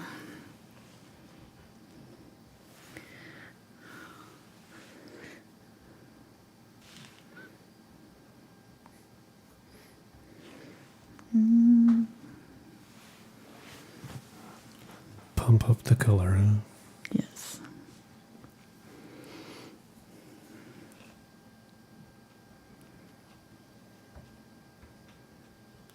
I remember that song back in the 80s, Pump Up the Volume. Right.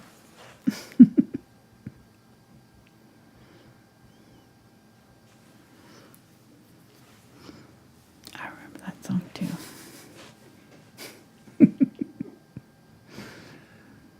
Now everybody be singing it. It sounded like a better story in my head, right?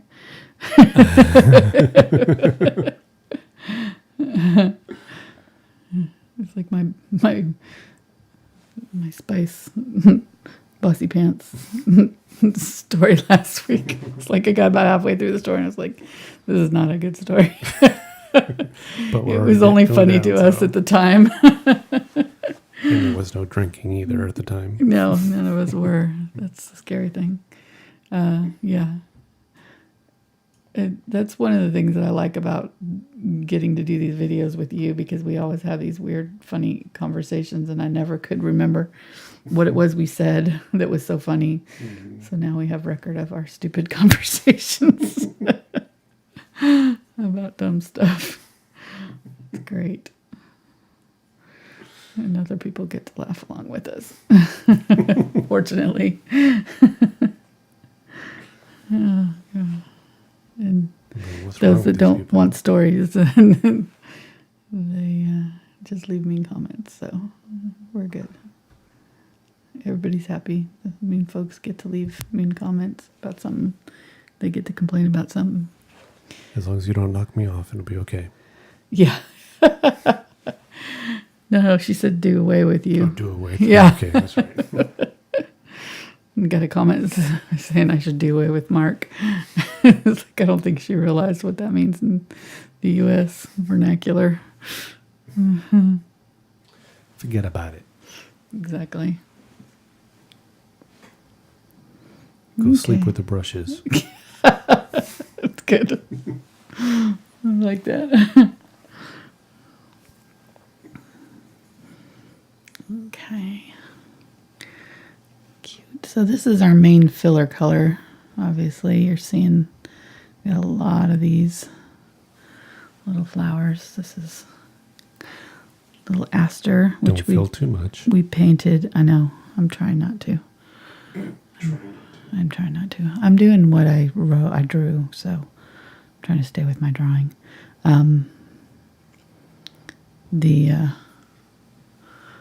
This was the flower month last month for our series, so we did a little vase with some aster in it, so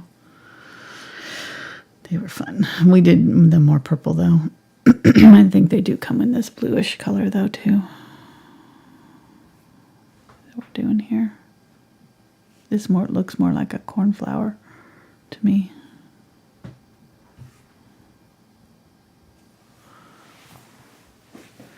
Okay, and I'm gonna do some of them kind of a little bit like peeking through. Some of these are there's gonna be a lot of other flowers in here, so I'm just gonna kind of do some little random bits. Okay, I think that's good. And I'll probably, actually let's add a little bit of the lighter color to these ones.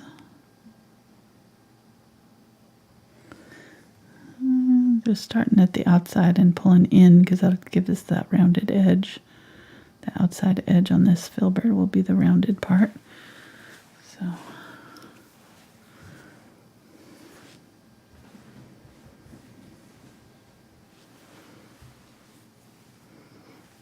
I think some of these lighter colored.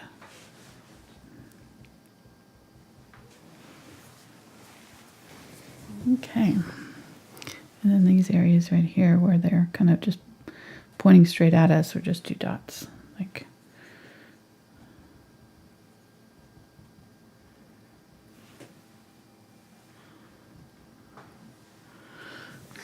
And then the centers of all of those are going to be kind of a yellowish color. I'm going to add a little tiny bit of green to my cadmium yellow light.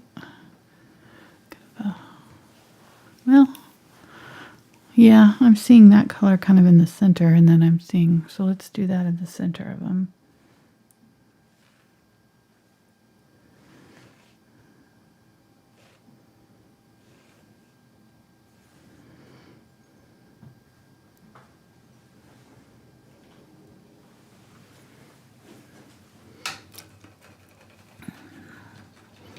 And around the outside there's kind of more of an orangey color, so I'm going to use that cadmium red light, medium, and then the cadmium red light. Make an orange.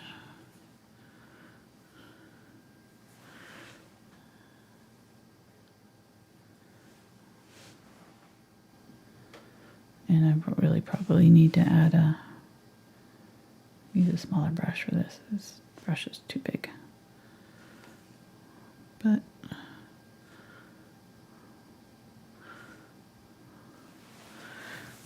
okay. And then now that this is dry, we can add more of that in. I'm going to get some white with my cadmium yellow light and do a little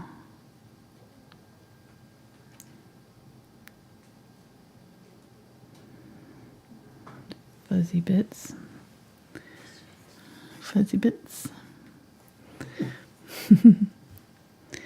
on there.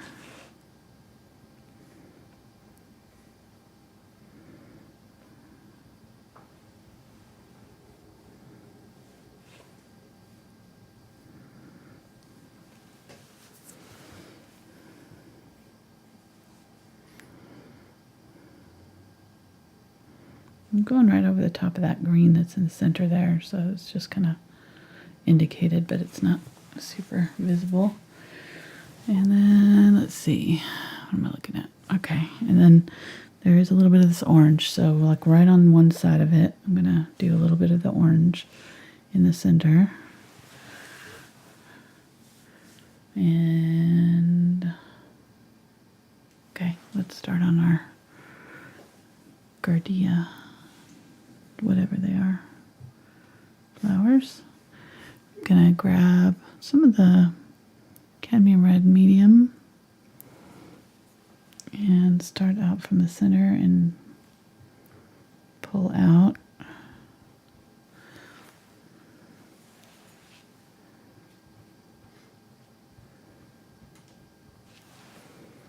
Is that cashmere?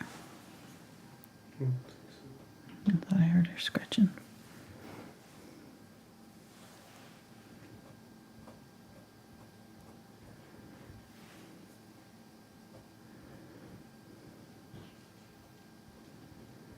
She's scratching out Spencer's door. Okay, getting some of that yellow and dabbing it in here in the center of this one.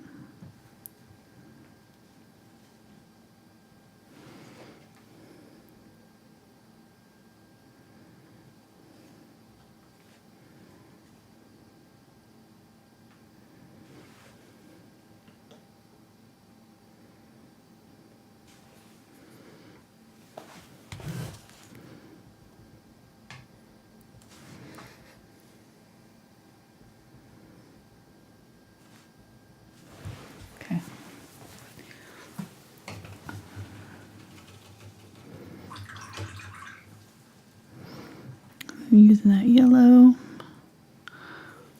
and pulling from the top down into the flower. I'm trying to hit the tops of those flowers that I've already done.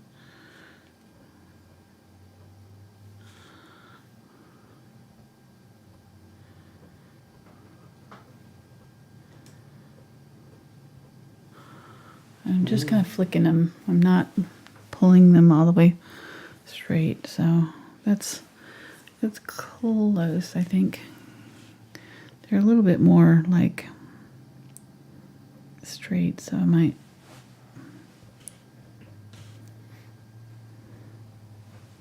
add some in between there, just soften that up a little bit. But all right, so I think that's going to work. So let's keep on going here. I'm going to use I think I'm going to use a little bit more of the Quinacridone Magenta with these.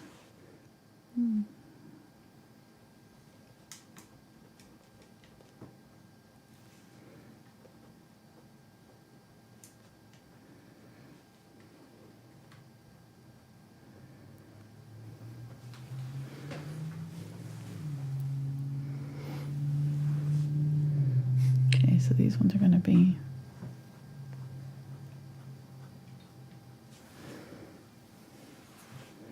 here, and then these sides are, this side is going to be a lot smaller, a lot shorter, because it's coming closer straight at us, and then as it comes around, it's going to be longer.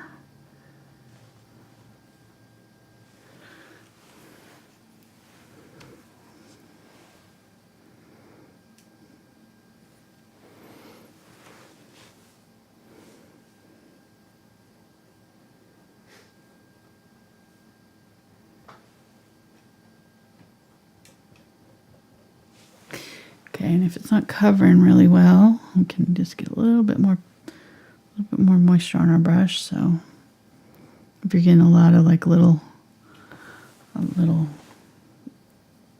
canvas showing through, just get a little bit more paint on there, a little bit more moisture on the brush, it'll go farther. Yeah, there we go.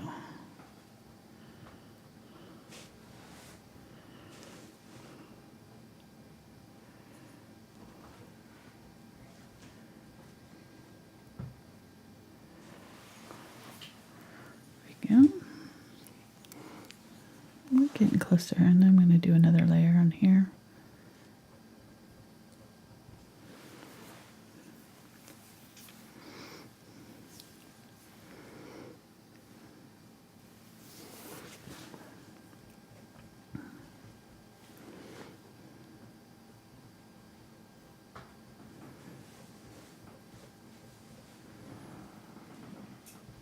So there seems like there's a few new people watching today, first time, so welcome to the show. We're only like, what, 2 hours into it? Yeah, so welcome. But still, if you like what you see, hit that thumbs up and just subscribe, check it out. What, you got 300 some odd videos out there? Yeah, Right? yeah, yep. And if you want to get notified of our videos, even if you're a subscriber and you have had trouble with notifications, or you notice that we may not be showing up in your feed, if you will, and what by feed I mean, in your YouTube, kind of tells you what it thinks you want to watch, and sometimes it'll ignore the channels that you've already subscribed to and try to show you new channels, which is great, but it also kind of favors the newer sometimes, so it's harder for us channels that have been around for a while to get seen on people's feeds if YouTube decides that you should watch a new channel. And we really haven't figured out exactly why it does that, but I know that it happens. So if you want to avoid that and be sure that you get our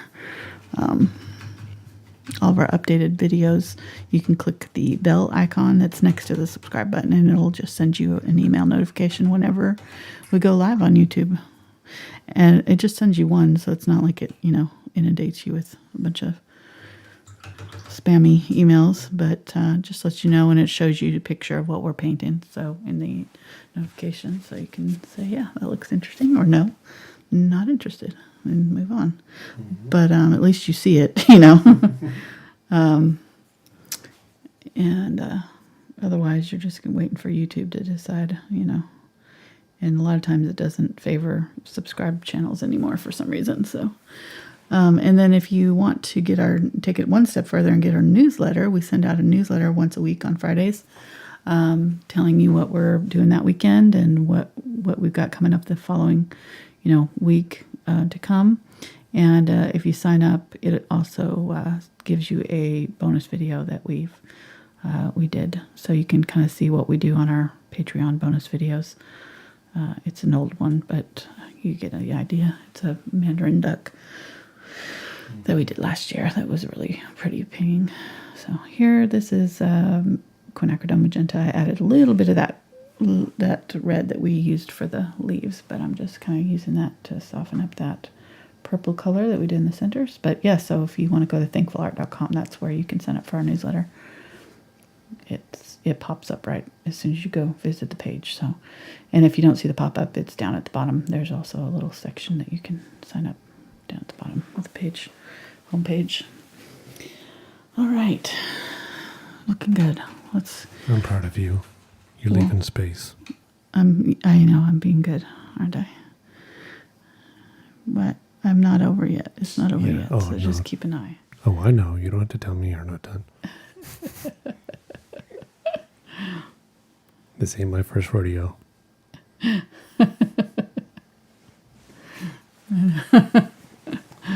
Love it.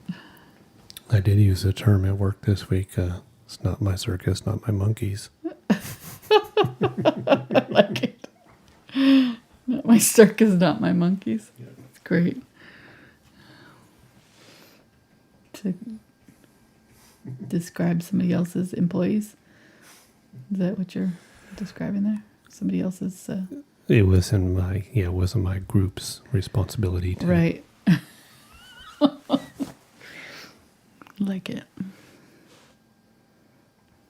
I wasn't speaking of anybody particular, so just...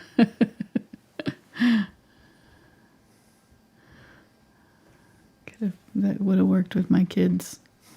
I wish I had known that back when my boys were little. I would have used that. Love it.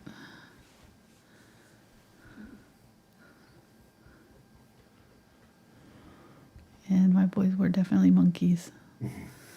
3 boys. Yeah, they were monkeys. For sure. And now we've got a new monkey boy in our family. Little Liam.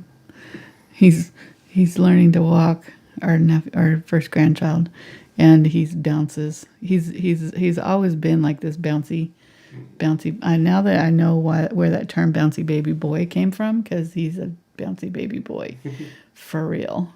He bounces everywhere, and he's learning to walk, and he's doing this bouncy stuff as he's walking. He's trying to bounce. So cute. Like he's even bouncing when he's walking. Real quick, which yellow are you using to do these highlights? I'm using both the yellows there. I've kind of ran out of both, so I'm just kind of using what I've got left there. So it's kind of a little bit of both. Okay. So these are looking a little bit like solid to me, or like flat. So I'm going to let them dry, and I might add a little bit more to them later. But let's make our marigolds here. And we did marigolds last month, so we're just doing all of our flowers. That actually was the asters was a month before last, actually, and the marigolds were last month. So we're just hitting all of the flowers of the month this month, the last couple months that we did. Okay, so I'm just going to erase all my chalk marks here. Try not to take off any paint while I do that. You can use a wet towel if you want. Okay, so I want one right in here.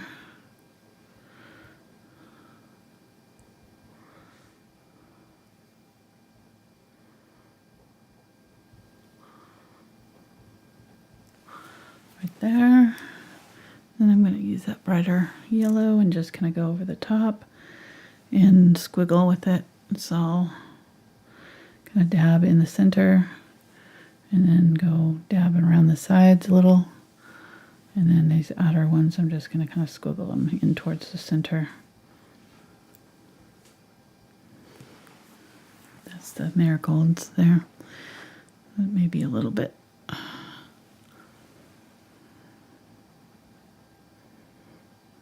Put more golden yellow there, and then let's get a little bit of the white, and we'll use that in the center here.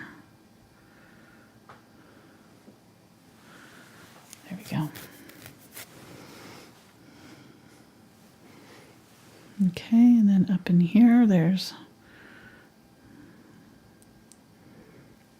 more. Let's use this golden color for the base. I'm just going to kind of do pom-poms for these ones. These are round, both of these.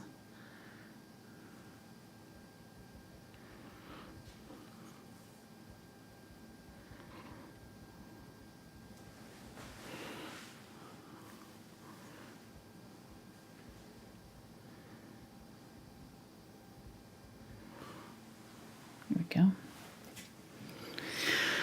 I think 3's enough.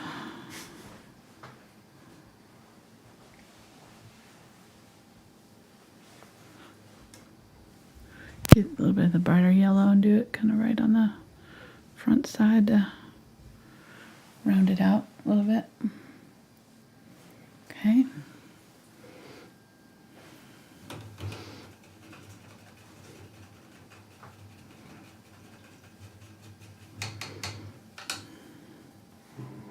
Okay, so we're pretty much almost done. Let's add a little bit of color to our, I'm going to use this brush now. This is the number 2 round. I'm going to add a little bit of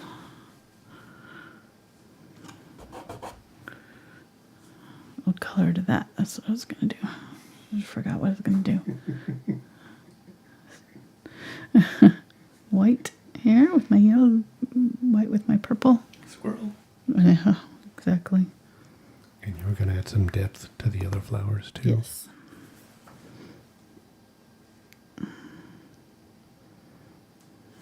I'm going to actually kind of do both colors on my brush. So I've got a little bit of the darker and a little bit of the lighter. Just kind of sort of halfway blend them. That way they're kind of both on there. There we go. Yeah. I like it. Make these a little bit bigger. So run your brush through kind of that darker color and then kind of run it, turn it over and run it through the lighter color on the other side. And that way you kind of have both colors on your brush. There we go. You can see that better there.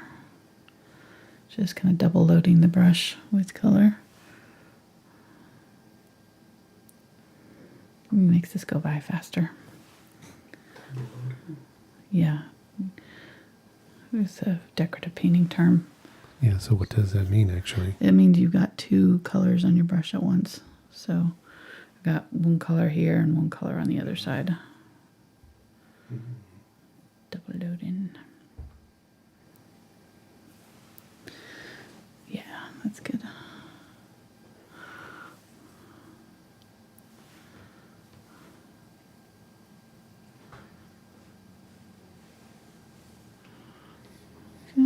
Kind of pointing.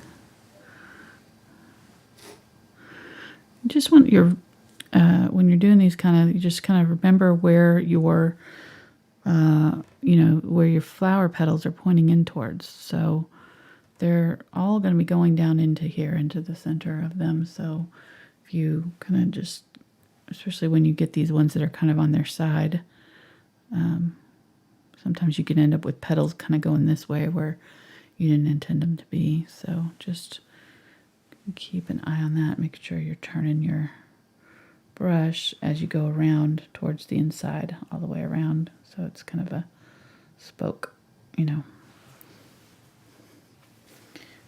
getting that.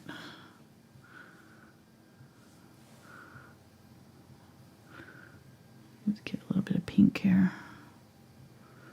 Quinacridone Magenta. Add that with the white.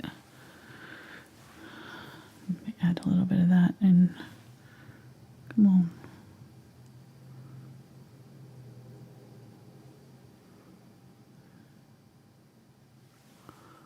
Just add a little bit of that in as well.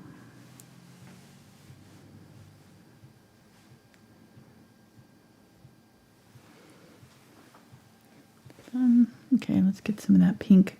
I feel like I need pink. I don't know. There's no pink in here, so I'm going to add a little bit of pink, just some random bits, like it's poking out. It's a little bit darker. Give it a little depth. And we can maybe make some what are those cone flowers? I don't know what we're talking about. But Again, some grasses have these kind of shapes too. So this also can help kind of give you some movement in your painting too. So if you've got an area where you you can do it with grass or you can do it with leaves. You can also do it with these kind of cone-shaped type of flowers where you can make them help point the eye in different directions. I really like that pink. It's bringing it all together, kind of tying all the colors in together for me. So you can leave it out if you don't like it. It's up to you. It's your painting. This one's mine, so I'm doing it on mine, but you don't have to do it on yours.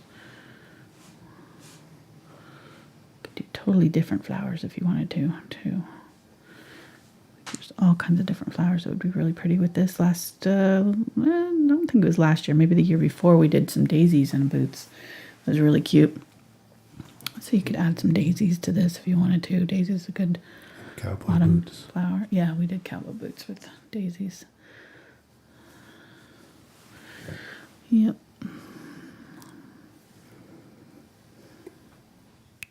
So maybe you got to do some old work boots next.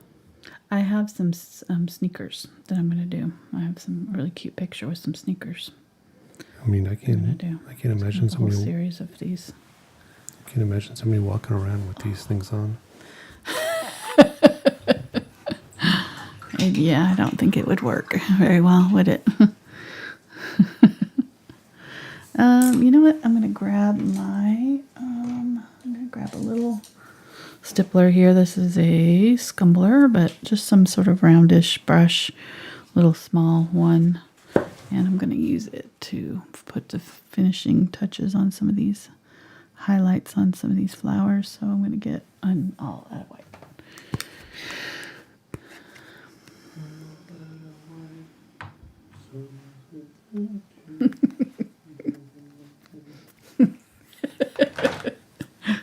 That's cute.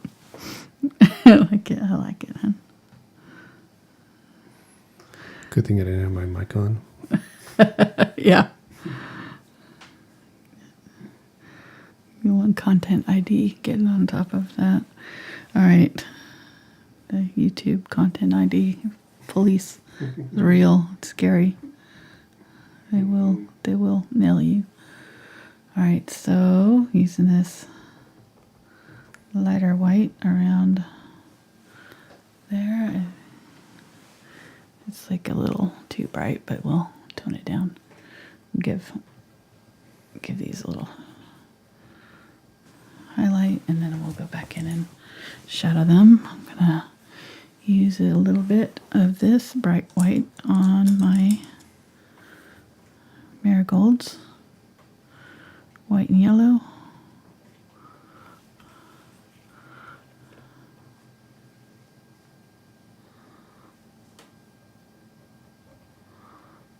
Just wiggle in random shapes there to kind of pull some highlights in those flowers. There we go. Let's see. We'll do some leaves too. We need some brighter leaves. So let's get some of this green. Some white. Do some leaves that are a little bit brighter.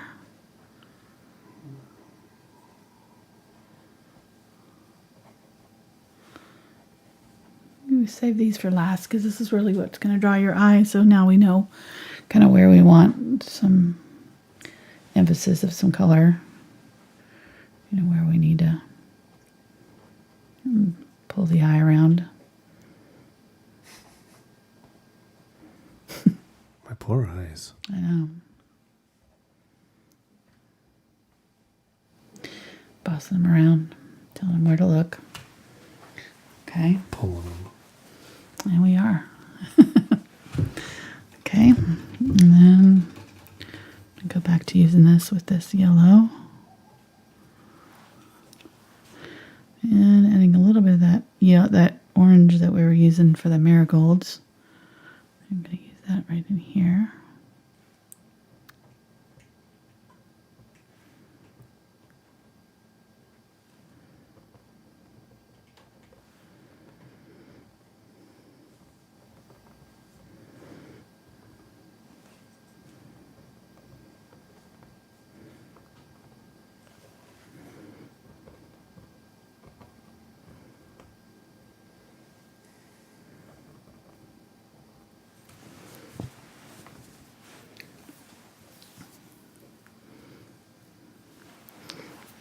Use some of that Quinacridone Magenta. I'm just going to mix it with that yellow while I've got this on my brush and use it right here.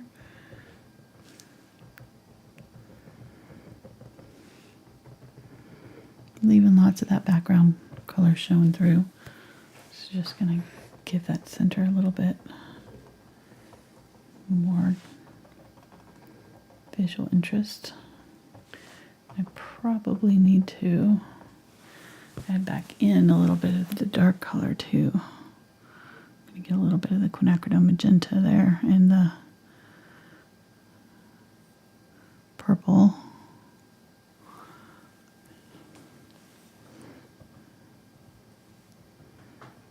Just go around the outside of that a little bit.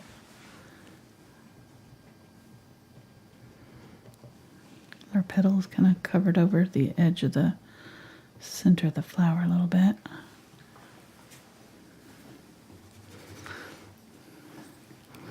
It's actually kind of more of a red. Let's get the cadmium red medium.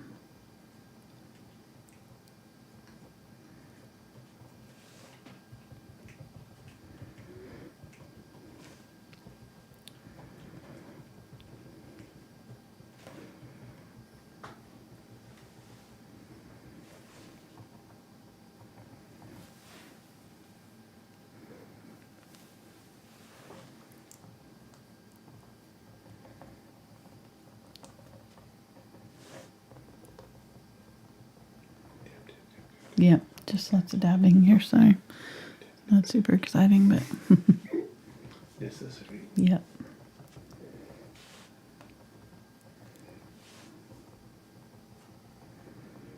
I lost the center of this one altogether by that red.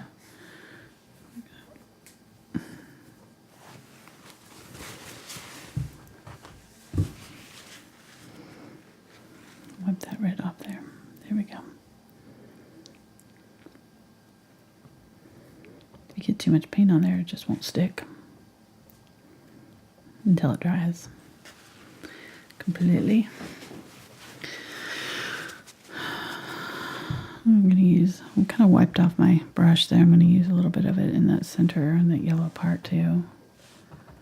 And then I want to use my round, where is it?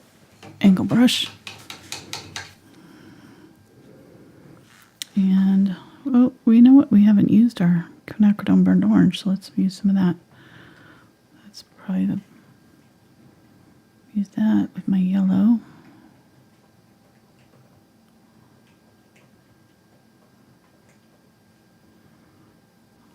Here we go. I'm gonna dab.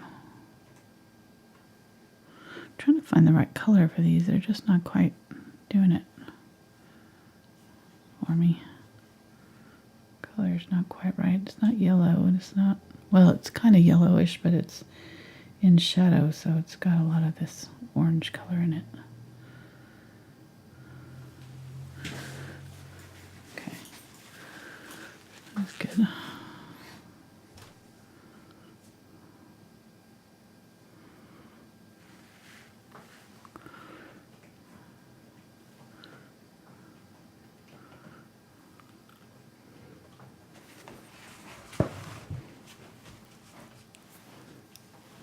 I'm going to use a little bit of this around the bottom of some of these aster, just a little bit of dots, little bitties.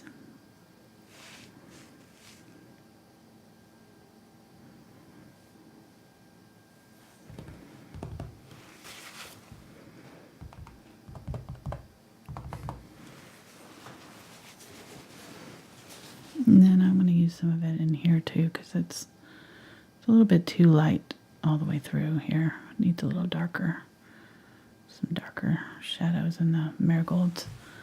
There we go. So why were you doing that with your finger? It was just softening up the color a little bit. Just blending it in slightly, dabbing it, blending it. And getting some yellow here. And I'm going to dab with the yellow.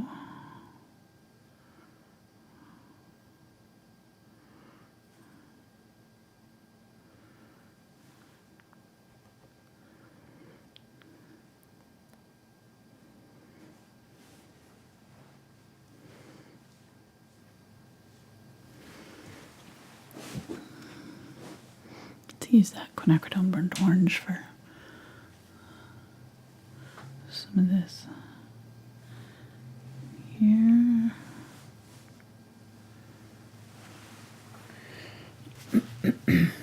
And a little bit more of that green, that bright green. Just put that in the center a little bit.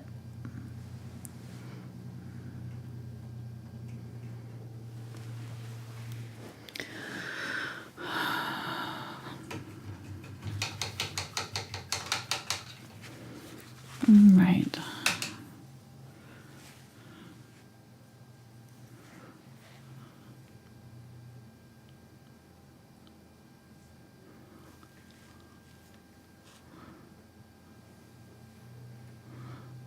Get Quinacridone Magenta with a little bit of my yellow here. Make kind of a salmon-y pink color with white. And I'm going to use that with my flowers here. Wipe most of it off. I think I'm just going to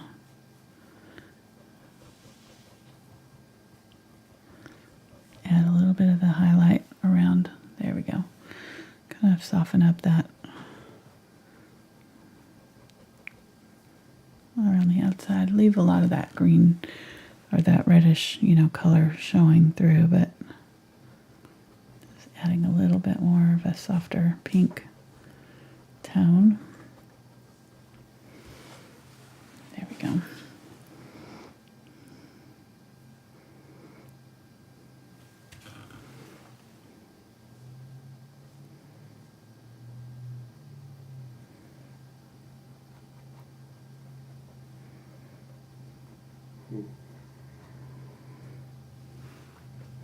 This is very, stylized, so it's not going to look particularly realistic. So you can really stop at any point that you're happy with your flowers. So leave that up to you.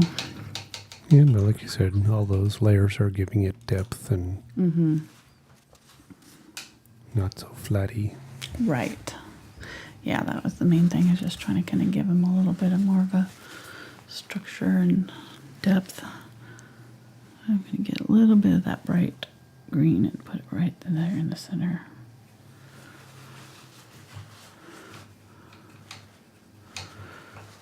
And I feel like my trees could be, or my aster could be a little bit brighter, so I'm going to use a little bit of the white with some blue, just a tiny touch of blue.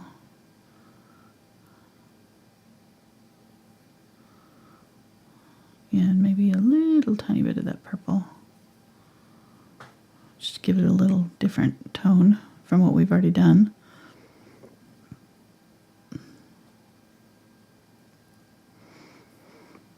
Okay, and I'm going to use this color in with my aster here and add just some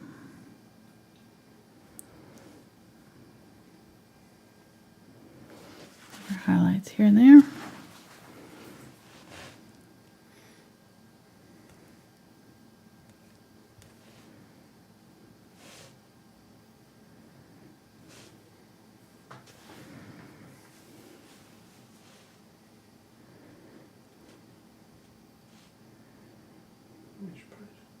This is number 1 round.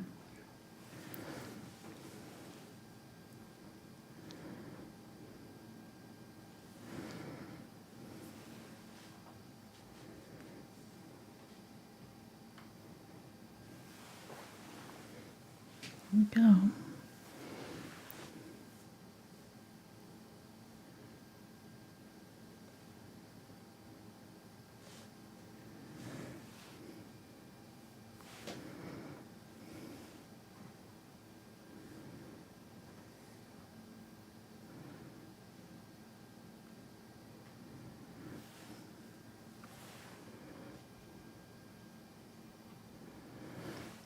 Got this one in here. There was a little aster right in here that I missed.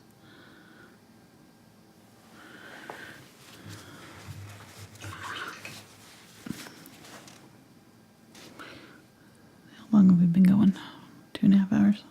Okay, about time to stop because I got a video tomorrow to do. My arm's gonna be sore after this.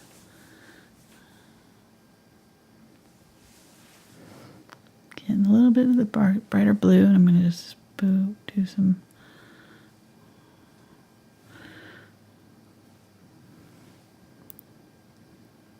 darker petals in here. If you do them towards the center, it'll make your petals kind of come in on themselves, like, you know, looks like that center is pulling you in a little bit.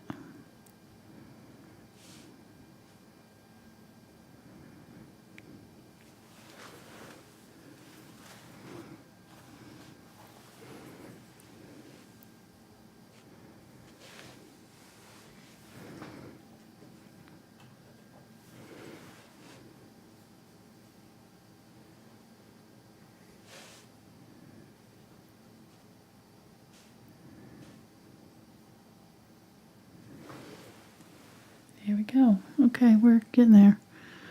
I think this is what? Getting there. Yeah. Are we almost done? Almost. 30 more minutes? Nah, No? I don't think so. Not unless I forgot something I don't remember, but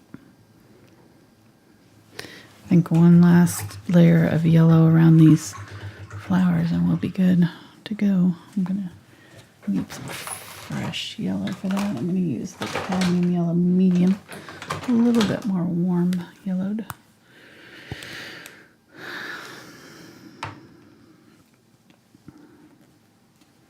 Get pretty. You could put a flower down on your hay too if you wanted to. Get fancy about it.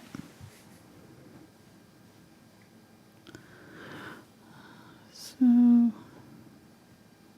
cadmium yellow medium here. Add a little bit of that white.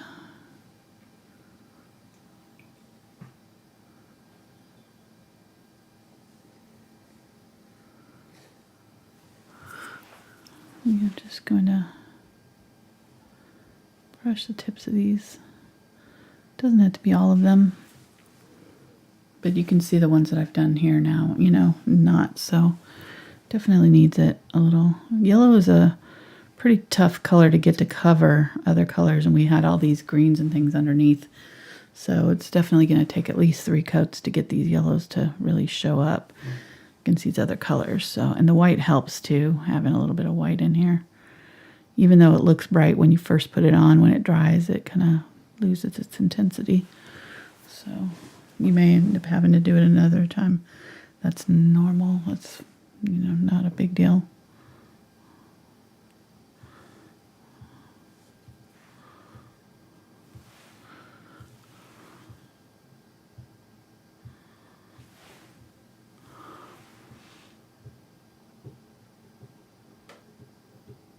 What that noise is. Like somebody's shooting. I was just wondering what that was too.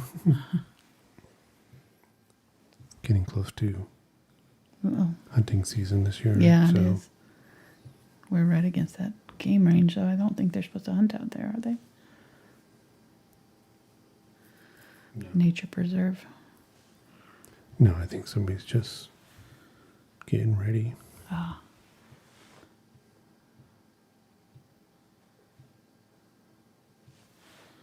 Or playing.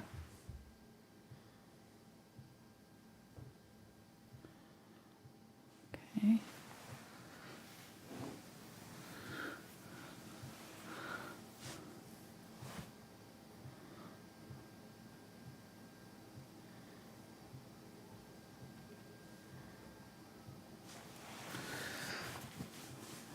Okay, I think we're pretty much done. I'm gonna do some little random ones that are sort of sticking in different places, and I think I'm pretty happy with that. Let me get a little bit more of that bright cadmium yellow and a little bit of that pink from the flowers, the petals there, and just do a little bit more.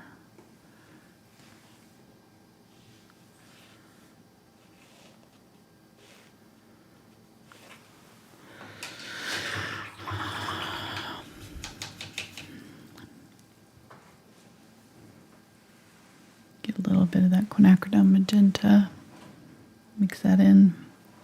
That's the color that we used on the petals. Go a little bit darker than the petals colors. There we go. So that's salmony pink that we created with the yellow and the Quinacridone Magenta mixed for on the petals themselves. We can add a little bit of it to the outside if we need a little bit of shadows in any of these petals. But then I'm going to use it in the center here to kind of tone down those centers. Yeah, that's better. Okay. Just need a little bit lighter kind of around the inside of that center summit. So it's just slightly darker than the color that we were using on the petals themselves.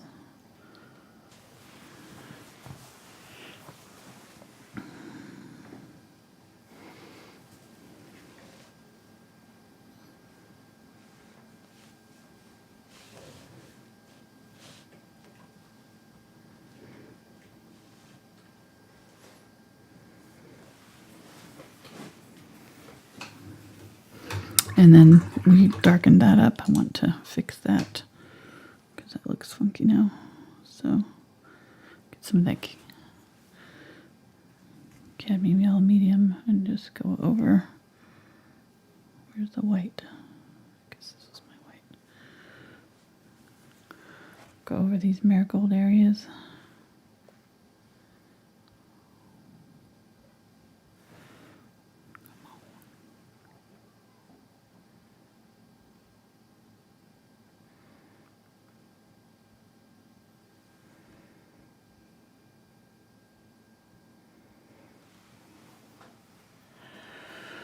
Okay, any questions before we end? No questions. We're all doing good? Everybody's ready for a break? Mark is. Mark is going to have to get back to work. I know, Mark's got a lot of installing to do. So he put up a mirror and 2 mirrors and kinds of stuff this morning. Yep. Got to do a curtain rod. Hung some shades. Lighting fixture here. This is a little bit thicker there. Just making a stem for that. Getting a darker color here. Just this is burnt quinacridone burnt orange with the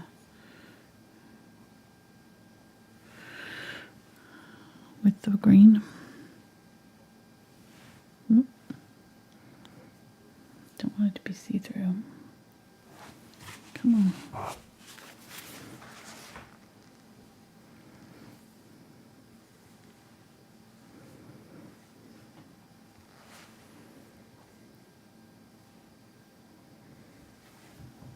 Get some of that cobalt teal. Now we can add a little bit of that in here.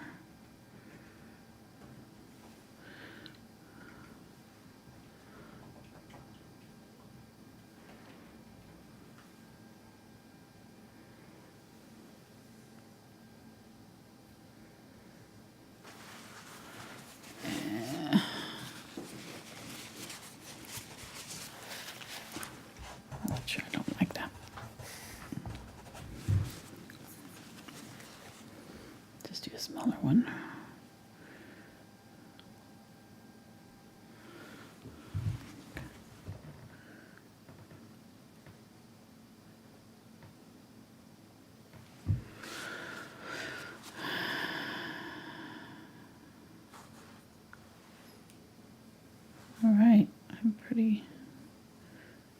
with that? What do you think? It's all right. For painting a wellies, it's all right. Do one more little highlight on those boots with some quinacridone or with some cadmium red light and my white. It's got some yellow in there too.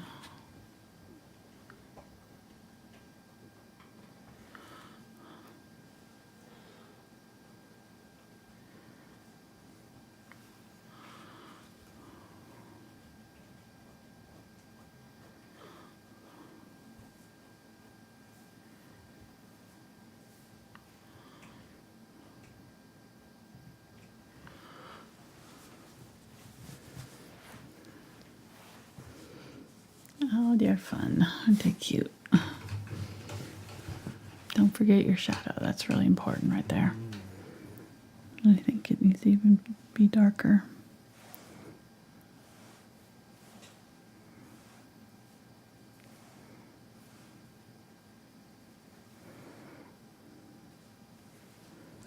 So I guess the trick to making the boots not look like they're just floating there is to overlap them a little bit with the hay to... Yeah. Overlap them and put this shadow in there. Yeah, it grounds it. All right, I'm going to stop. Oh, I like it. It's cute. Very cheerful. Good autumn painting.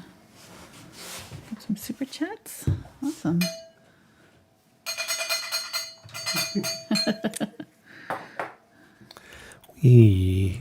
Oops. There we go. Got to show the super chat disco lights there. Sorry. We got a super chat. Nice. And it was from Sandy. And she said if I can get my glasses to work here, these bifocals. Thank you, Angela. Through your tutorials, you make me look good. You're an amazing teacher. Thank you. Aw. Thank you, Sandy. That's awesome. Thank you. I love to hear that. Love it. Thanks, guys. And yeah, we will be back tomorrow if you're part of our Patreon crew. The videos for the Patreon folks are on Crowdcast, so it's a different platform. But there's links to that on Patreon already. So, and also all over my social media. If you follow any of my things on Facebook or whatever, all those links are there. And if you go to the Crowdcast link, it'll just ask you to sign up. So if you can sign up for the video straight from there if you want to. Just follow that link. So, all right, I am going to get off of here. Just realized that I made this boot look, you see what I did there? I put a leaf right on that corner and it made that boot look like it was, I'm going to just put a little bit of red back over that top. So the Patreon videos for the $5 level and above. Yes. And then also we'll be back on Tuesday night. And, oops, we just got another super chat come in. Sorry, I got to ring the bell. Ooh. The super chat's from Clarine. No special message, but thank you so much, Thank you, Clarine. Clarine. That's awesome. We'll be back Tuesday night for another YouTube Free for Everybody video. Yeah. And you're doing a wreath on a door. I am doing a wreath. No, not on a door, just a Wow. wreath with a bird. A little wreath with a bird. Real simple. This is laying out in the middle of an empty lot somewhere, It's on a piece of wood. which could be a door. Could be a door. Yeah. True that. I'm getting some cadmium red light with my, sorry. Yeah. I know Mark's going to tease me now because he said. Well, no, it's just for everybody who's new, just to join Angela's channel. Don't leave when I say I'm done. When she's done, she's not done. No, that means she's done with the first part, and we'll continue on. Well, I mean, any of these, if you have ever painted, you know that you see things after you've, Oh, after yeah, you see things, all right.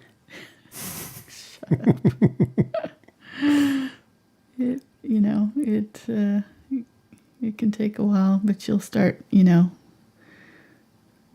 when you're focused on one little area of a painting for so long, sometimes you don't see the rest of it, So when you stop and take a break and look at it, so a lot of times when I stop my painting and then I'll take a look at it from, a distance for a second, then I'll see things that I didn't notice before. So I'm just going to add a little bit more highlights to my little pink flowers here. What? More super chats? Yeah, so just keep painting because people just keep giving you money.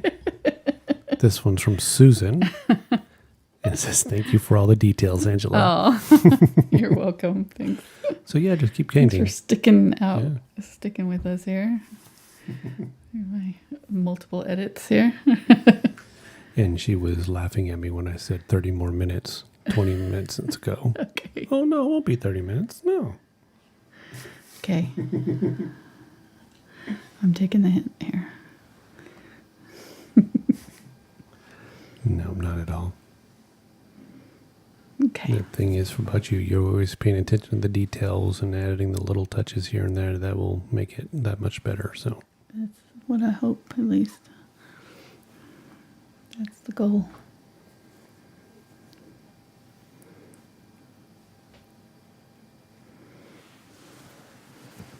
weigh Okay. in, give it a thumbs up if you haven't already. Yeah.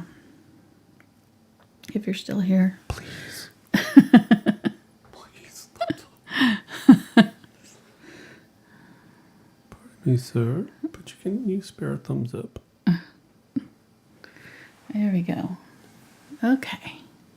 Just trying to, because it looked like it was all the same size. There's like not any up and down. So I'm trying to add a little bit of motion here to kind of break up the outline of it. So bring in some of these a little bit farther out. You can do that with some leaves too if you want to. I can throw some little sticks out here in the top.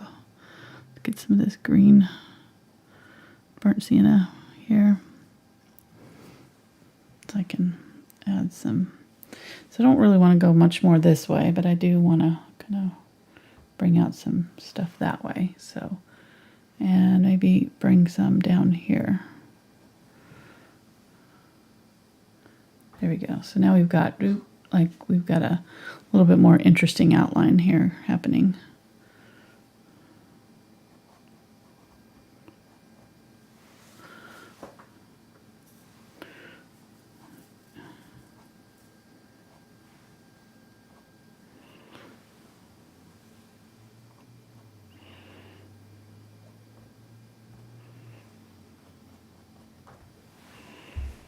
Okay.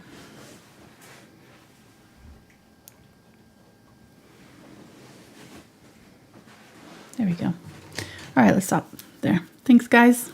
I'm for real done now.